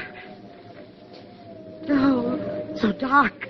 I can't see. Yes, this is up where the steering thing should be. No, I'm afraid. In there. The wheelhouse, they call it. Yes, that's it. There's windows around it. You see someone in there? No, a wheel? No. There must be someone there. Come close, Emma. Look. Windows covered with mist. Look in there, Emma. Your eyes are better than mine. Tell me there's someone steering. No. Oh, no. Get out of the way. Let me. Close to the window. I'll see. Steering wheel. Emma. We are alone. I told you. No, stop the ship. Stop. Where are you taking me? Stop. No use, Emma. No use. Judge us for our sin. The ship won't stop till we confess. I confess. Yes, I confess. I killed a man. We killed a man. For his money. 20 years ago. We did it together. We needed money. He had so much. Stabbed him. I did. Cut him up. And we buried him. In the basement. And no one ever knew. There. Confessed. Now stop.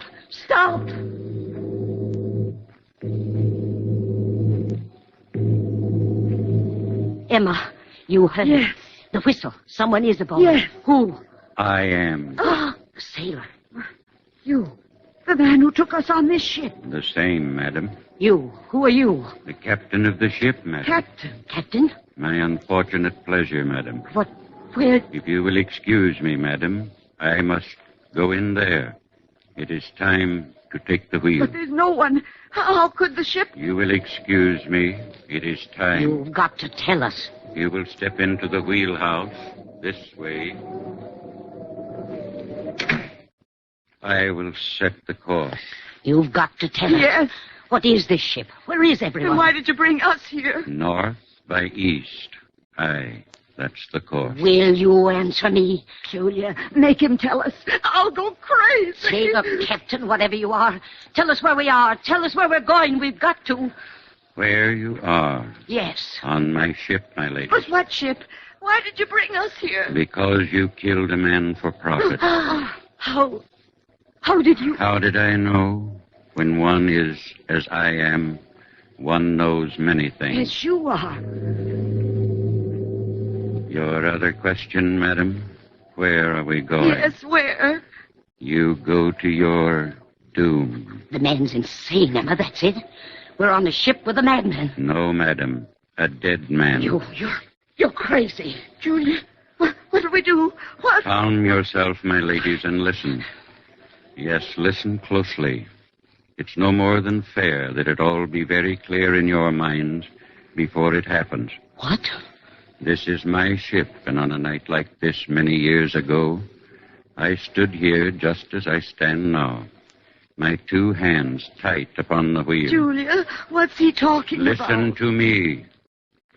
I stood here, and below the decks, asleep and trusting me, their captain, were 500 souls. 500 men, women, and their children. What's that got to do with us? Asleep, you hear me? 500 souls. I, their captain, my hands on the wheel, an empty sea ahead. Mine to make the course, mine to turn the wheel. I closed my eyes, I slept. I, the captain, slept. I didn't see, I didn't hear. A tower, a cliff of ice ahead. We crashed. I crashed and sank. 500 souls, and I, their captain. He is crazy. So the captain lost his ship and lost his life, and 500 lives with it. And so we sail again tonight. What's it all to do with us? With Emma and me? The captain who slept and died made a bargain with the devil. A good bargain to bring him peace and rest. What? On each year, my ship rises out of the sea again. Once each year, I sail it. Oh, Julia, why is he talking like that? I set the course the same as I set it on that very night. The wind, it blows the same, but with me now, not 500 souls, but two. Two of evil like yourself. Well? We sail. My hands are on the wheel. And on, the ship, it tosses beneath our feet. I close my eyes again, just as I did that night. Suddenly, straight ahead, an iceberg. Julia! Look! It's true. Something is ahead. Iceberg! My eyes are closed tightly, as they were that night.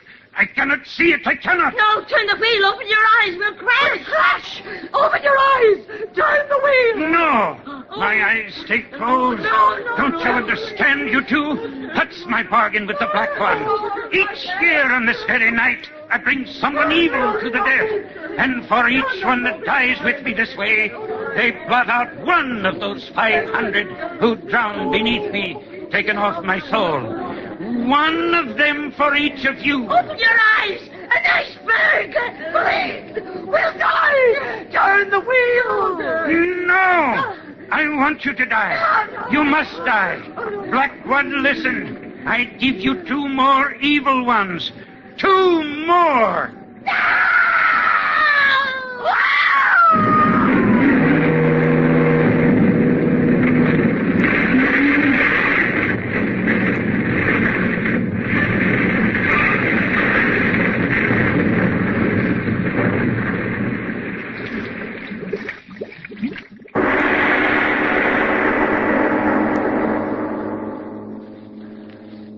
Mr. Obler, whatever gave you the idea of such a story as Bon Voyage? Well, Frank, some of our stories are based on fact, Some are a mixture of scientific fact and fiction, and others are ghost stories founded upon unexplainable but nevertheless apparently real happenings to real people.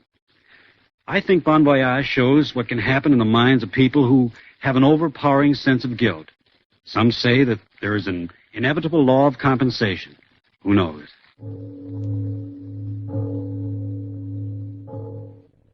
Gotta love Arch Obler, 83 years ago, November 10th, 1942, here on Classic Radio Theater with Wyatt Cox. We appreciate your support and hope that you will visit classicradio.stream. We have a number of items for sale there, and we hope you will embrace a healthier gut with Professor B's. Let it restore your digestive balance totally naturally. Pure honey and apothera. Check it out at profbees.com. Click the link in the show notes. Click the link at classicradio.stream.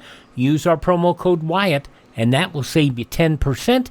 And by purchasing it, you'll support the program because we do get a commission off those sales. So there you go. Up next, an episode of Danger, Dr. Danfield.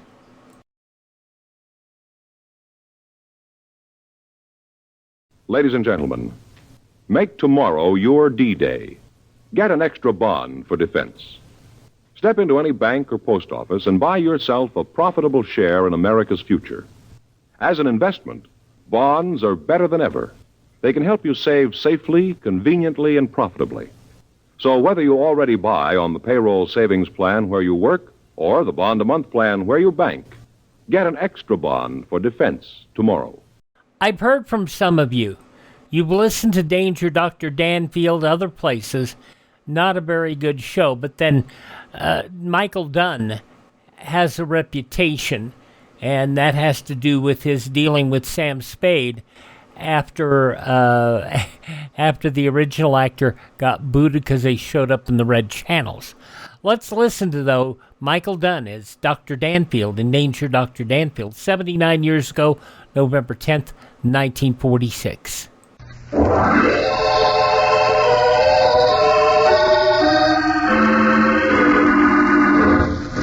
Danger, Dr. Danfield. The human mind is like a cave. Beyond the light, there are dark passageways and mysterious recesses. I, Dr. Daniel Danfield, have explored those unknown retreats and know their secrets.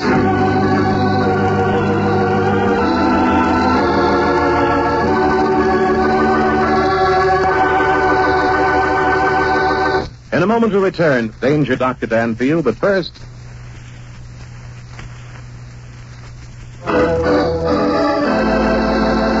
Dr. Daniel Danfield, authority on crime psychology, has an unhappy faculty for getting himself mixed up in hazardous predicaments because of his astonishing revelations regarding the workings of the criminal mind. As our story opens, we find Dr. Danfield in his office dictating to his pretty young secretary, Rusty Fairfax. It is, therefore, with regret that I'm forced to use the following incident as an example of this type of criminal mind. Miss Fairfax and I had been invited to attend the engagement party of Miss Hazel Humphrey and Count Andre Devilliers.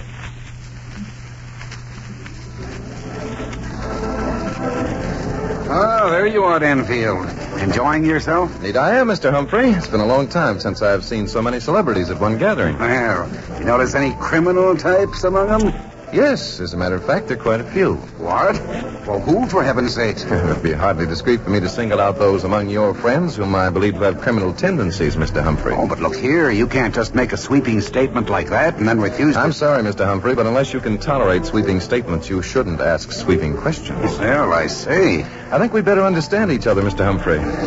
I strongly suspect that you invited Miss Fairfax and myself to your weekend house party because you're secretly amused by the nature of my work. Really, Danfield? I take my work quite seriously, you know, Mr. Humphrey. I intend to be honest in my opinions also. Otherwise, I could hardly hope for success. Honesty is the best policy, don't you think? Of course, of course. And now that we've reached an understanding, Miss Fairfax and I would be happy to leave if you feel that... Oh, not at all. Oh, look here, Danfield. Perhaps I owe you an apology. No. Frequently I run into this sort of thing. It's often necessary to point out to my friends that I'm not an entertainer, but a professional man. Quite. As a matter of fact, Danfield, I'm rather glad you're here. Oh? My wife is wearing her diamond pendant. It's quite valuable, you know. Oh, indeed, I do know. The Humphrey pendant is famous. I understand it's been evaluated at $100,000. Yes. And now that you've mentioned that, that there are criminals present... Oh, you misunderstood me, Mr. Humphrey. I didn't say there were criminals present. I said there were many people present who possessed criminal tendencies. Well, it amounts to the same thing. By Jove, now I am alarmed. I think perhaps I'd better warn Edna and suggest that she... Well, here's the young lady. Yes. Some party, eh, Dan? Oh, hello there, Mr. Humphrey. Hello. Oh, yes, of course. You're Miss Fairfax, Danfield's secretary. I'm sorry I didn't... Oh, don't apologize. With this gang, I don't blame you for forgetting the names of half of them. Or do you know them all? No, I'm sorry to say I don't. Now, if you'll excuse me, I must find Edna. What's the matter with him? Am I poison or something? Mr. Humphrey is disturbed over the fact that his wife is wearing her famous diamond pendant, Miss Fairfax. Well, why shouldn't she wear it? What kind of a bang can she get out of owning the thing if she keeps it locked away in a safe all the time? Oh, Miss Fairfax, I'm afraid you'll never understand human nature. Some people enjoy possessing valuable articles, even though they may never see them. Maybe you're right. Maybe I don't know much about human nature, but I know an unhappy bride-to-be when I see one. Oh? And to whom are you referring, Miss Fairfax? Hazel Humphrey. Who else? Hazel Humphrey? The young lady whose engagement is about to be announced? Come, Miss Fairfax. Hazel Humphrey is making an excellent match. Who says so? Why, everybody. The papers have been full of it. Have they? And how do the papers know how a girl feels deep down in her heart? I haven't the remotest idea how the newspapers happen to know such things, Miss Fairfax. Yet I must confess that they publish facts with an air of assurance. Well, this time they missed the boat. Take a look over there. Over where, Miss Fairfax? Over there near the doorway to the dining room. See that tall blonde girl talking to the short man with a mustache? Oh, yes. What a gorgeous creature. You would notice that. Well, anyway, that's Hazel Humphrey. And the person she's talking to is Count Andre de Vallier. Is it really? Well. Does she look happy to you? Mm-hmm. I see what you mean. She doesn't seem to be playing the role of the ecstatic bride-to-be, does she? Oh, well, probably a lover's tiff. Lover's tiff, my foot. She doesn't want to marry the guy. Her mother's driving her into it because Count Fatso has a title. Oh, Dan, can't you do something? Do something? I? Come, Miss Fairfax. Let's be serious. I am serious. Look, you're supposed to know all there is to know about human nature and human instincts and all that sort of thing. Why don't you get in there and help that poor girl out? Miss Fairfax, must I remind you that... Oh, yes, I know. You're only interested in the criminal mind. All right. It's criminal if you stand to one side and let that poor girl fall into the clutches of that money-grabbing phony. That's quite enough, Miss Fairfax. I'm not conducting an advice to the Lovelorn Bureau. I haven't the faintest interest in whether Miss Humphrey marries Count de Villiers or whether she jumps from the Brooklyn Bridge tomorrow at dawn. Now, is that clear? It certainly is. And a lot of other things are clear also, Dr. Daniel Danfield. It's clear that you're stubborn and selfish and that you can't see beyond the end of your nose. Miss Fairfax. It's clear that I was a fool to have ever hoped that someday you might thaw out and act human. Act human? It's clear that I think you're a prude and that someday I hope you fall in love and learn what it's like.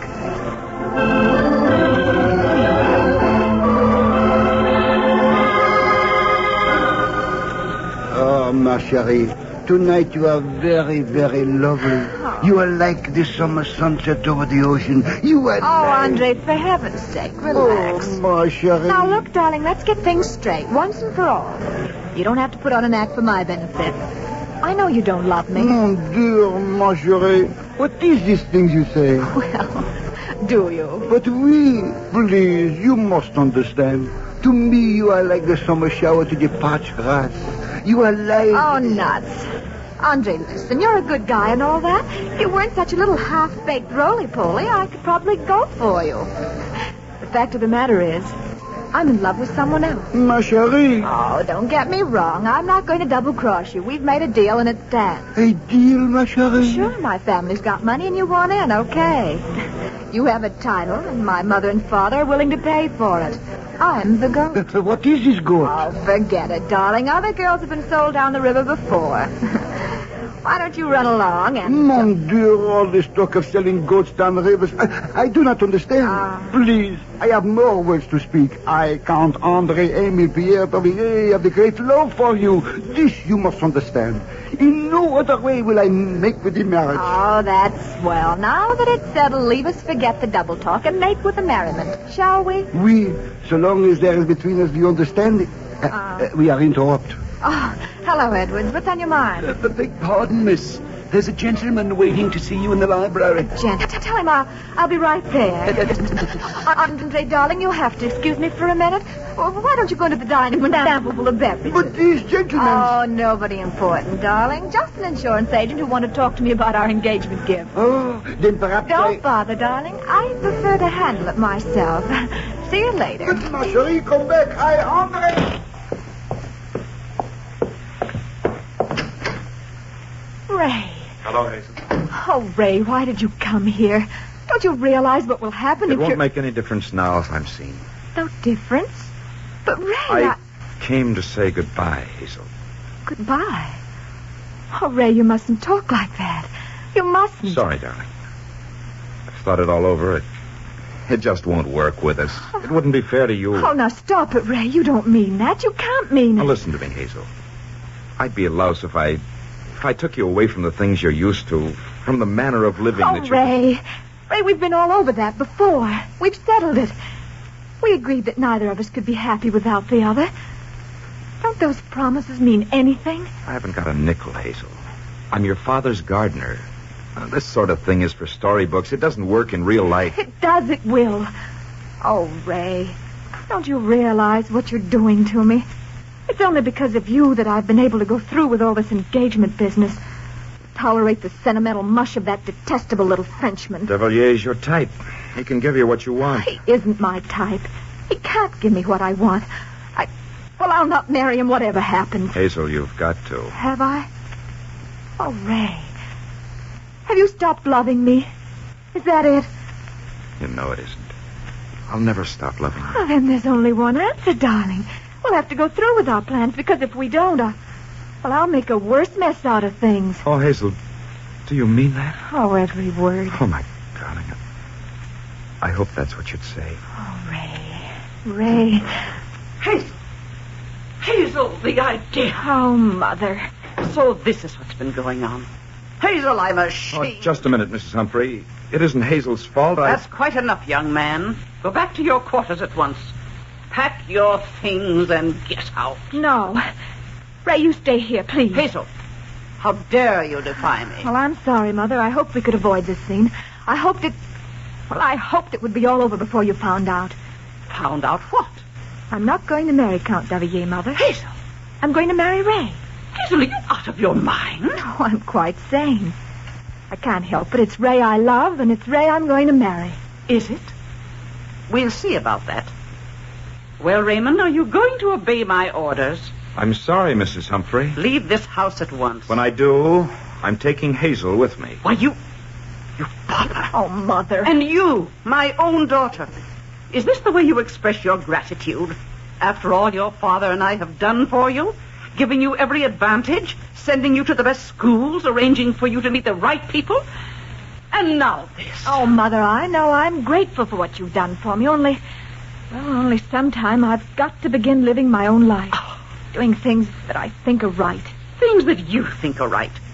Do you think it's right to hold a clandestine meeting with your sweetheart at your own engagement party? You know how much this party is costing your father and me. No, and I don't care. I didn't want the party, and you know it. What? It was your own doing. I've told you 1,000 times I didn't love Count Davillier, that I wouldn't marry him. Yet you went ahead planning and scheming, convinced that I'd be carried away with all the glitter and glamour, and yield. Well, I won't. Hazel. You should be thankful I didn't embarrass you by not appearing at all. Oh, I can't believe it. Oh. This isn't my girl talking. This isn't the child I reared with such loving care and Oh, Mother, stop it. Stop it. The little girl whom I've sheltered and protected. Oh, for heaven's sake, Mother. Stop the drama. Haven't you any feelings? Don't you realize that Ray and I love each other? Love each other? Oh, poppycock. You're not capable of knowing whether you love anyone or not. Love, indeed. What has love got to do with it? When you've an opportunity to marry a man with a title Just a moment, Mrs. Humphrey, please. Well, what do you want? I want to tell you my purpose in coming here tonight. I came to tell Hazel I was going away. I came to tell her that you were right, that a marriage between us wouldn't work. I asked her to release me from my promise. Well, then... She refused, Mrs. Humphrey. And I thank heaven I had sense enough to listen. Now that I know what kind of a woman you are, how selfish and unfeeling and cruel, there's nothing could stop me from taking her away. Oh, Ray. You fool. You young, stupid fool. What are you going to live on? The money you make as a gardener? I won't be a gardener forever. If Hazel isn't satisfied with the money I make, I'll get more. I'll get it if I have to steal it.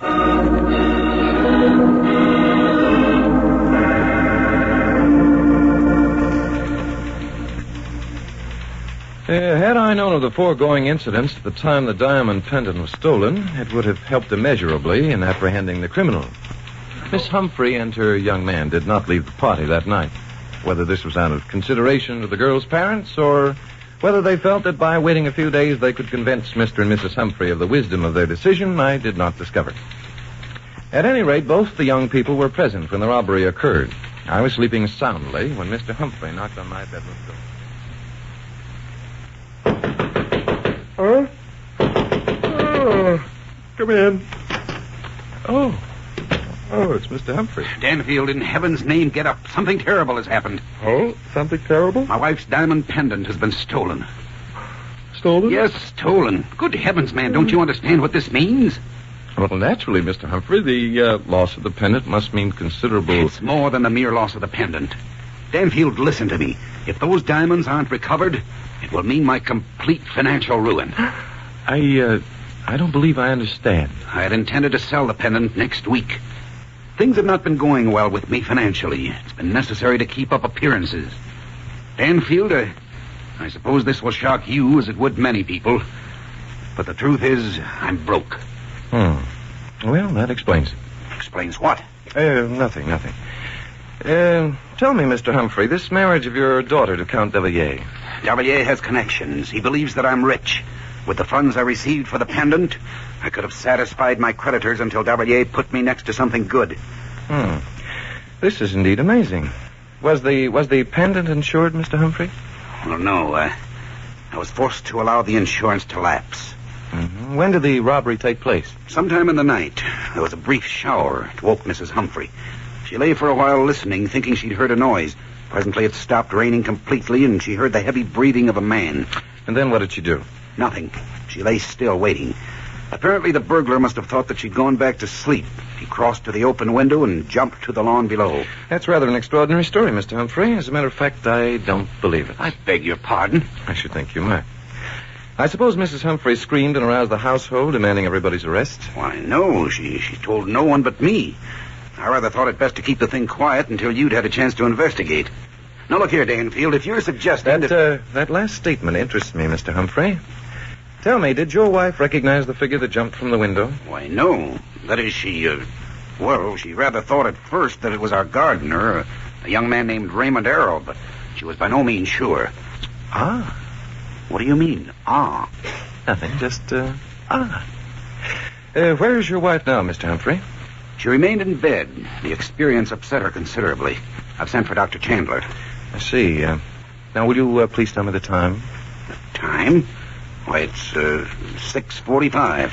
Thank you, Mr. Humphrey. If you wake Miss Fairfax and ask her to join me outside in 15 minutes, I think I shall not only be able to identify your thief, but recover your wife's diamond pendant.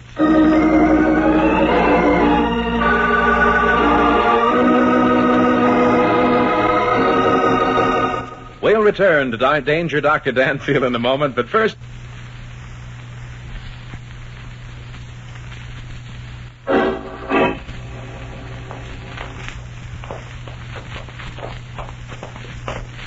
It seems to me you were bragging too much when you told Mr. Humphrey you'd recover the pendant for him. Oh, really, Miss Fairfax? Yes, really. How do you know who stole it? And if you did know, what good would it do you? The thief wouldn't be fool enough to leave it lying around where you could pick it up. That's a logical deduction, Miss Fairfax. Well, then I don't see why... Here we are. That window up there opens into Mrs. Humphrey's bedroom, doesn't it? Yes. Dan, look. Why, George. 2 footprints plainly embedded in the soft earth beneath the window.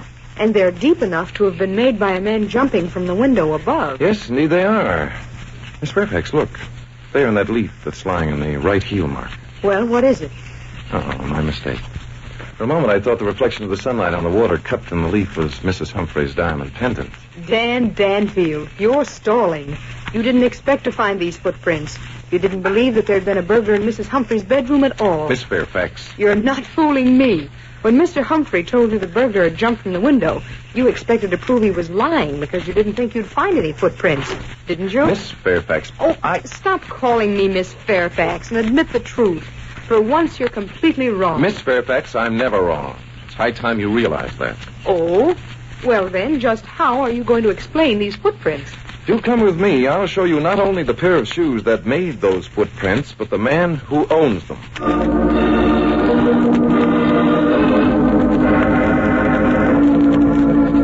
Oh, there you are, Danfield. And Miss Fairfax. Come in, come in. Have you apprehended the criminal? Yes, as a matter of fact, we have. It was quite simple, wasn't it, Miss Fairfax? Oh, nothing to it. Of course, I don't know who the criminal is yet. Miss Fairfax, please. I'll do the talking, if you don't mind. Well, you asked me a question. Oh, I say, Danfield, is that a pair of shoes you're carrying? Indeed it is, Mr. Humphrey. Does anyone here recognize them? Well, they're certainly not mine. Naturally, they're not, Edna. They're men's shoes. Where did you get the things, Danfield? They look like a pair of workmen's boots. I believe they are, Mr. Humphrey. Do you recognize them, Miss Humphrey? I? Well, why should I recognize them? Of course not. I've never seen them before in my life. Oh, pardon me, Miss Humphrey, but you sound altogether too definite. I think you've seen these shoes before, and on many occasions. They belong to your gardener friend, Mr. Raymond Arrow.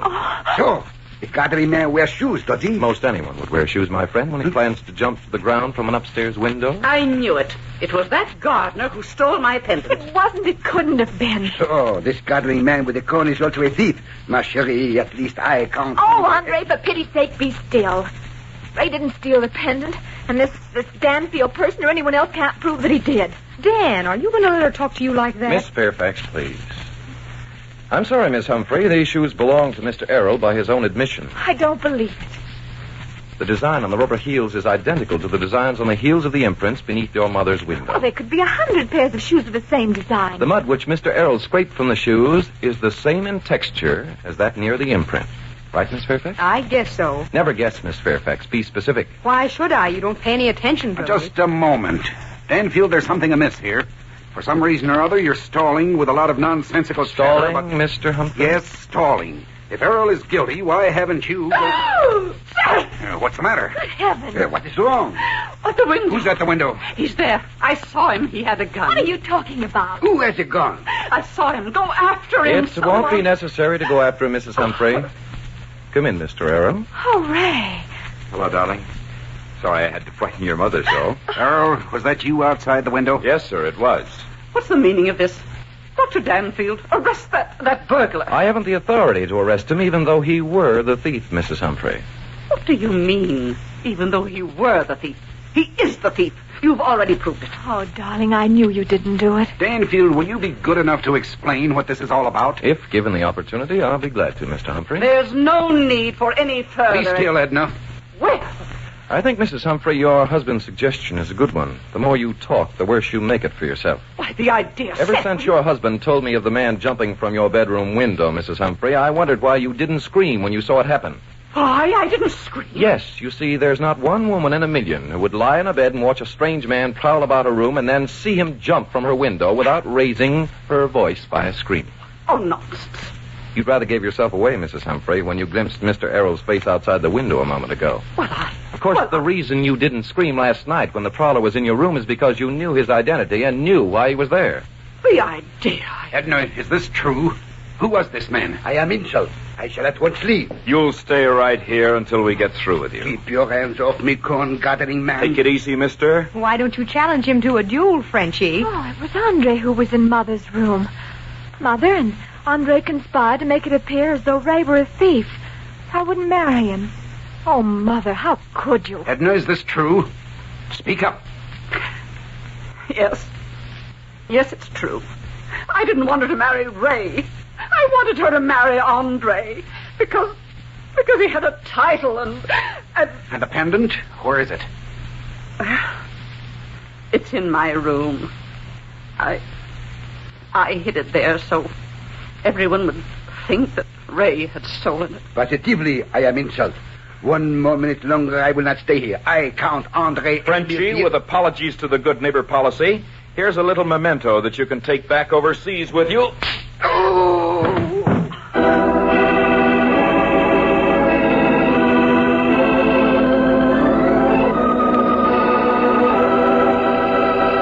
We'll return for the conclusion of Danger Dr. Danfield in a moment, but first...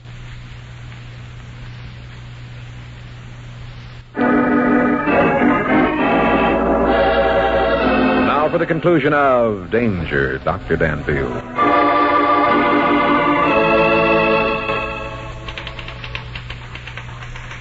The details of how this matter was concluded are, of course, unimportant. It is, however, significant that those involved in the conspiracy to jeopardize the reputation of young Mr. Errol were... Well, Miss Fairfax? Don't your lecture classes ever get bored, Dr. Danfield? Bored? My lecture classes?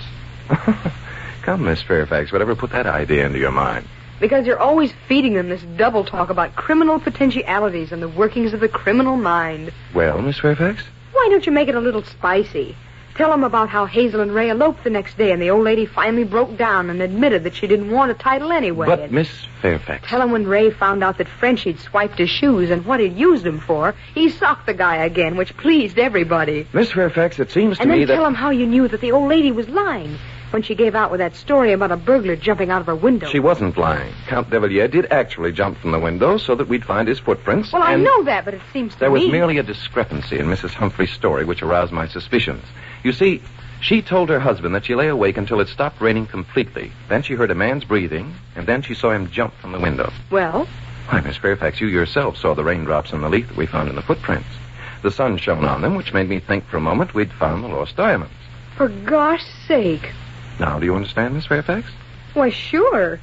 If the burglar had jumped from the window after it had stopped raining, there wouldn't be any raindrops in the leaf, would there? Quite right, Miss Fairfax. Now, shall we continue? Oh, let's not. Let's not. Dan, aren't you ever going to learn to be human? Human? Miss Fairfax. Rusty, would you lift your chin just a little bit higher? Yes, that's fine. Now. Wow. How human can a guy get? Miss Fairfax, I see what you mean.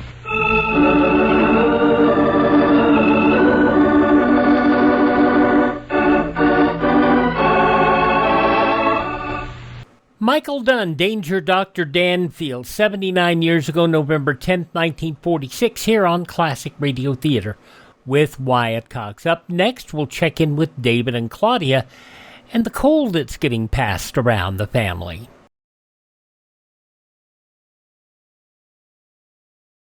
The Crusade for Freedom is a crusade for your freedom and mine.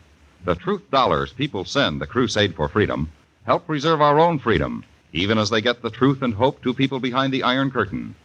Truth dollars help finance Radio Free Europe and Radio Free Asia, the most effective weapons Western democracy has for countering lies and distortion. Send your contribution to The Crusade for Freedom, care of your local postmaster. That's Crusade for Freedom, care of your local postmaster. Okay, we wrap up this edition of Classic Radio Theater with Wyatt Cox with an episode of Claudia. This episode with Catherine Bard and Paul Crabtree go back 78 years to November 10th, 1947. Your Coca-Cola bottler presents Claudia.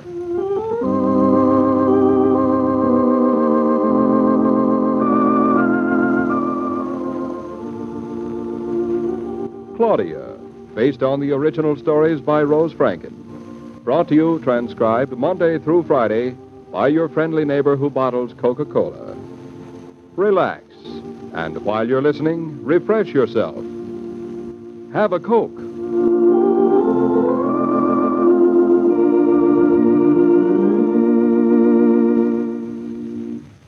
And now, Claudia.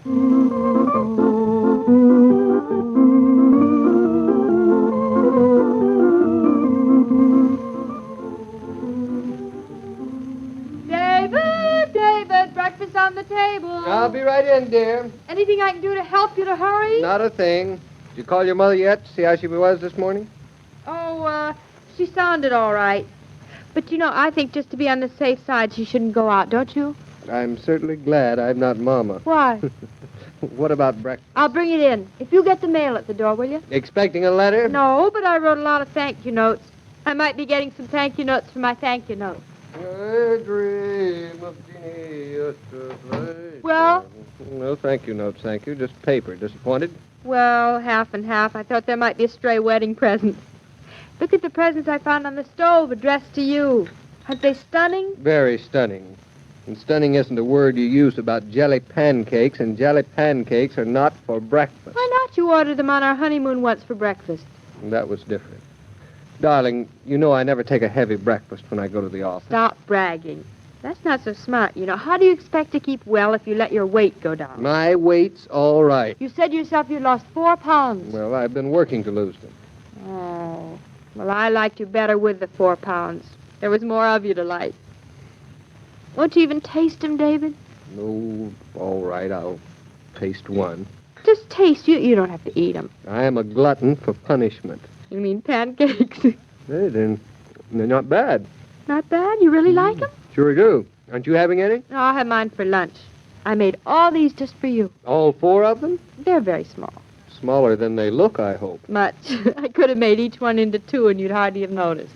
I'd have noticed 8 of them, twice as much. Wait till you see, David, now. You'll feel better all day for having had a decent breakfast to start out with. Say, they're pretty rich. What'd you put in them? The usual things, mostly batter. Mostly butter, you mean? Very funny. There's not a bit of butter in them. They're very light. Now, see? Wasn't so many. You practically finished them all. They practically finished me. Now I'll have to waddle along. I'm stuffed. Don't hurry. You got plenty of time. We're early today. David! Oh, I knew it. You caught cold. Ridiculous. Ridiculous. Nothing you have. Can a man sneeze? Not 3 times. 3 times always means a cold. David. That shows you I sneezed 4 times. That's a worse cold. David, you've caught Mama's flu. Oh, David, please be sensible. Please stay home today, will you? Stay home for a sneeze? 5 sneezes. Anyway, you were perfectly willing to make Mama stay home today. Well, Mama was really sick. Now I've got to go, darling. It's getting late. Just like that? Without your overcoat? I don't need an overcoat. It's a warm day. It is not. There's a nasty wind blowing. I've been chilly all morning. This is too much. You're chilly, and I have to wear an overcoat. It does sound silly when you put it like that. Very silly. Goodbye, darling. Goodbye, David. Darling, would you like an extra handkerchief? Just in case? No. Well, just in case.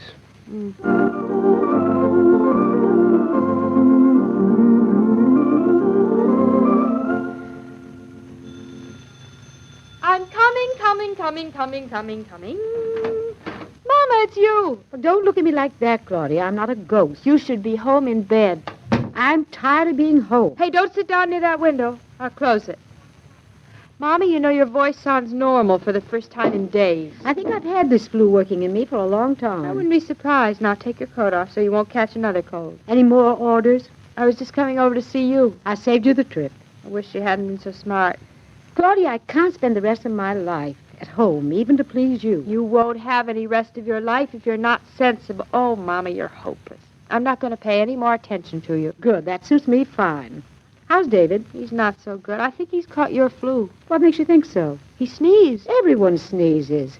Well, I wouldn't worry too much about him. He'd have stayed home if he wasn't all right. Just like you. If this is all the welcome I get, I will go home. And please stay there. I'm not promising anything. Hey, would you stay put if you had something to do? It all depends. Then wait here. Where are you going? I'll be right back. Then sit still. If David's smart, he won't come home at all. You're feeling strong, Mrs. Brown. Strong enough to resist all your tricks, Mrs. Norton. And here you are. Hold your hands out. What is all this? What do you think?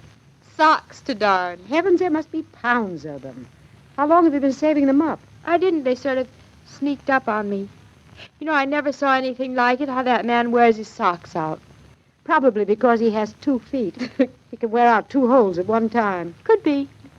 You look very pleased with yourself. I bet you planned all this. Yep, I cut all those little holes out myself just to keep you quietly indoors. I wouldn't put it past you. Your idea of occupational therapy. Telephone. That's probably David. Hello? Oh, hello, Roger. No, he's not home yet. Yep, I'll be sure to give him your message. The appointment's at 10 o'clock instead of 9:30. Fine. What? He did? Well, I didn't think he looked badly. Thanks, Roger. I'll see that he doesn't. Yes, I'll make him take it easy. Goodbye. What did Roger say? I knew it. He is sick. Roger said he hoped David would be better and not to come in tomorrow. He said he left the office feeling simply awful. And he has caught my flu. I'm afraid he... Well, cheer up. If he takes care of himself, he'll be all right. Put him right to bed. He won't be put to bed so easily. Oh, Mama, my being right complicates everything. What do you mean? Well, David would hit the ceiling if I told him I told you so. I dare say. Now he'll never admit he's sick. He'll just try to go right on as if he weren't. Well, whatever you do, don't nag him. Oh, don't worry. I've learned that much. You know, this will be my first big lesson in how to handle a husband with kid gloves. I wish I could be here to see it.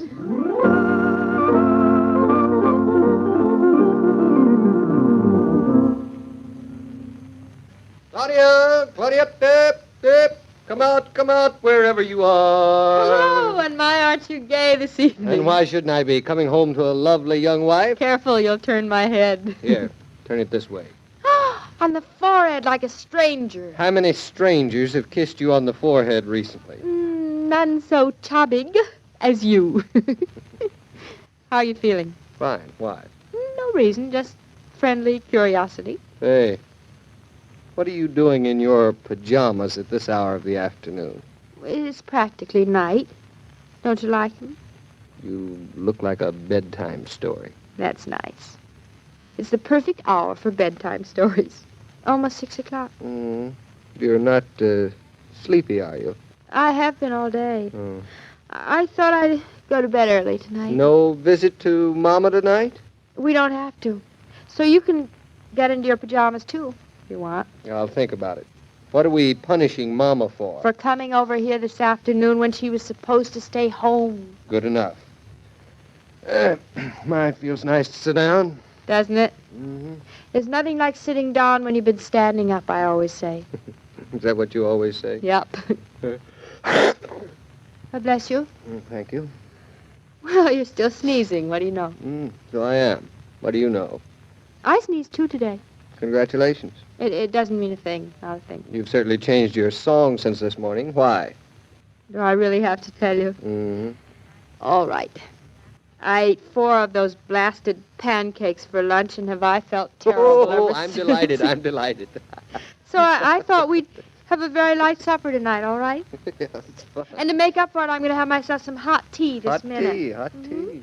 I feel just like hot tea. Isn't that funny? Not so funny. I could use a cup, too. You It's could? pretty raw out. Good. You stay here and make yourself comfortable. I'll bring it in. And put your feet up. They are up.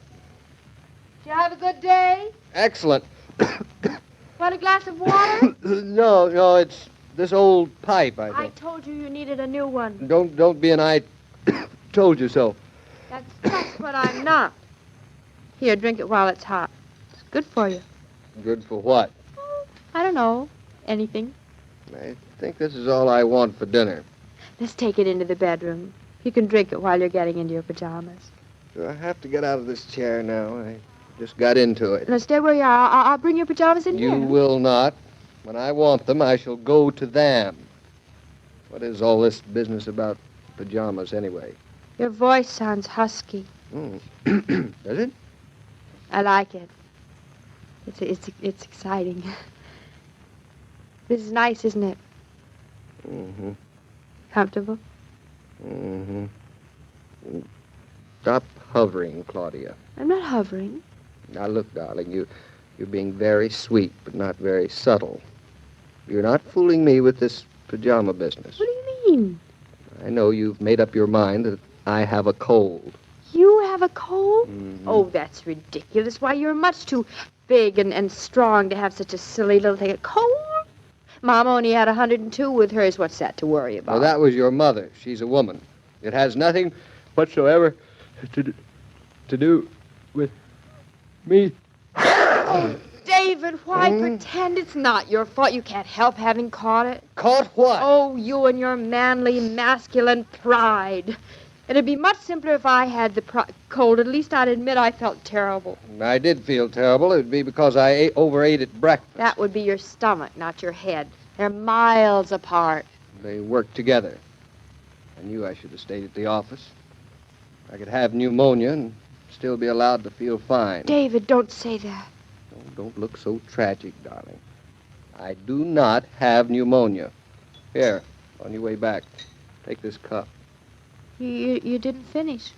Well, I don't feel like finishing it. All right. All right, I have a cold. Now, let's not discuss it anymore. All right. We won't. Oh, I nearly forgot to remember. Roger called.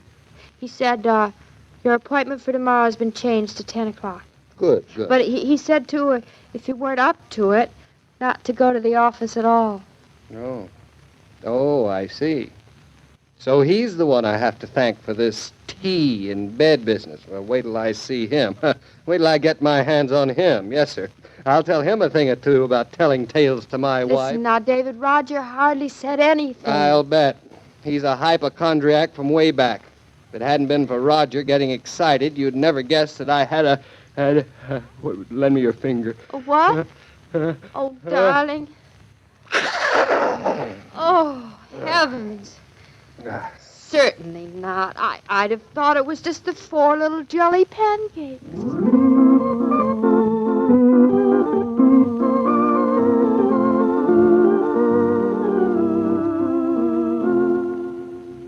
All story material used on this broadcast of Claudia was under the supervision of Rose Franken and William Brown Maloney.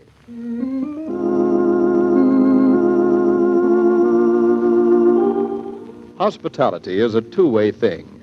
You take genuine pleasure in being able to offer a guest ice-cold Coca-Cola, and your guest enjoys the pause that refreshes. Talk flows smoother, companionship is easier, and good food tastes even better, accompanied by frosty, delicious Coke.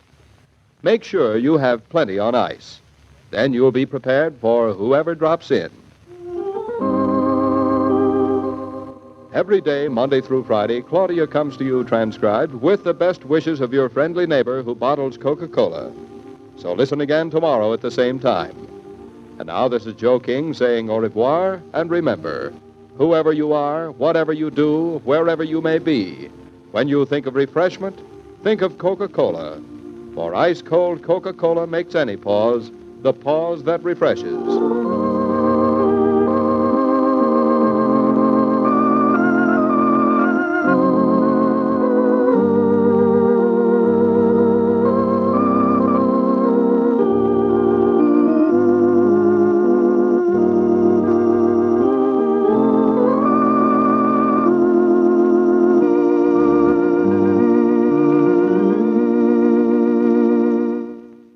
From 78 years ago, November 10th, 1947, Claudia, here on Classic Radio Theater with Wyatt Cox. Join us tomorrow for comedy with Uncle Milty, Archie Andrews, Abbott and Costello. Sam Shovel was who I was trying to think of. Also, the CBS Radio Workshop Report on the Wiens, a mockumentary, as you will, and Claudia. That's all coming up on tomorrow's program. Have a great Monday. We'll see you tomorrow for more Classic Radio Theater. I'm Wyatt Cox.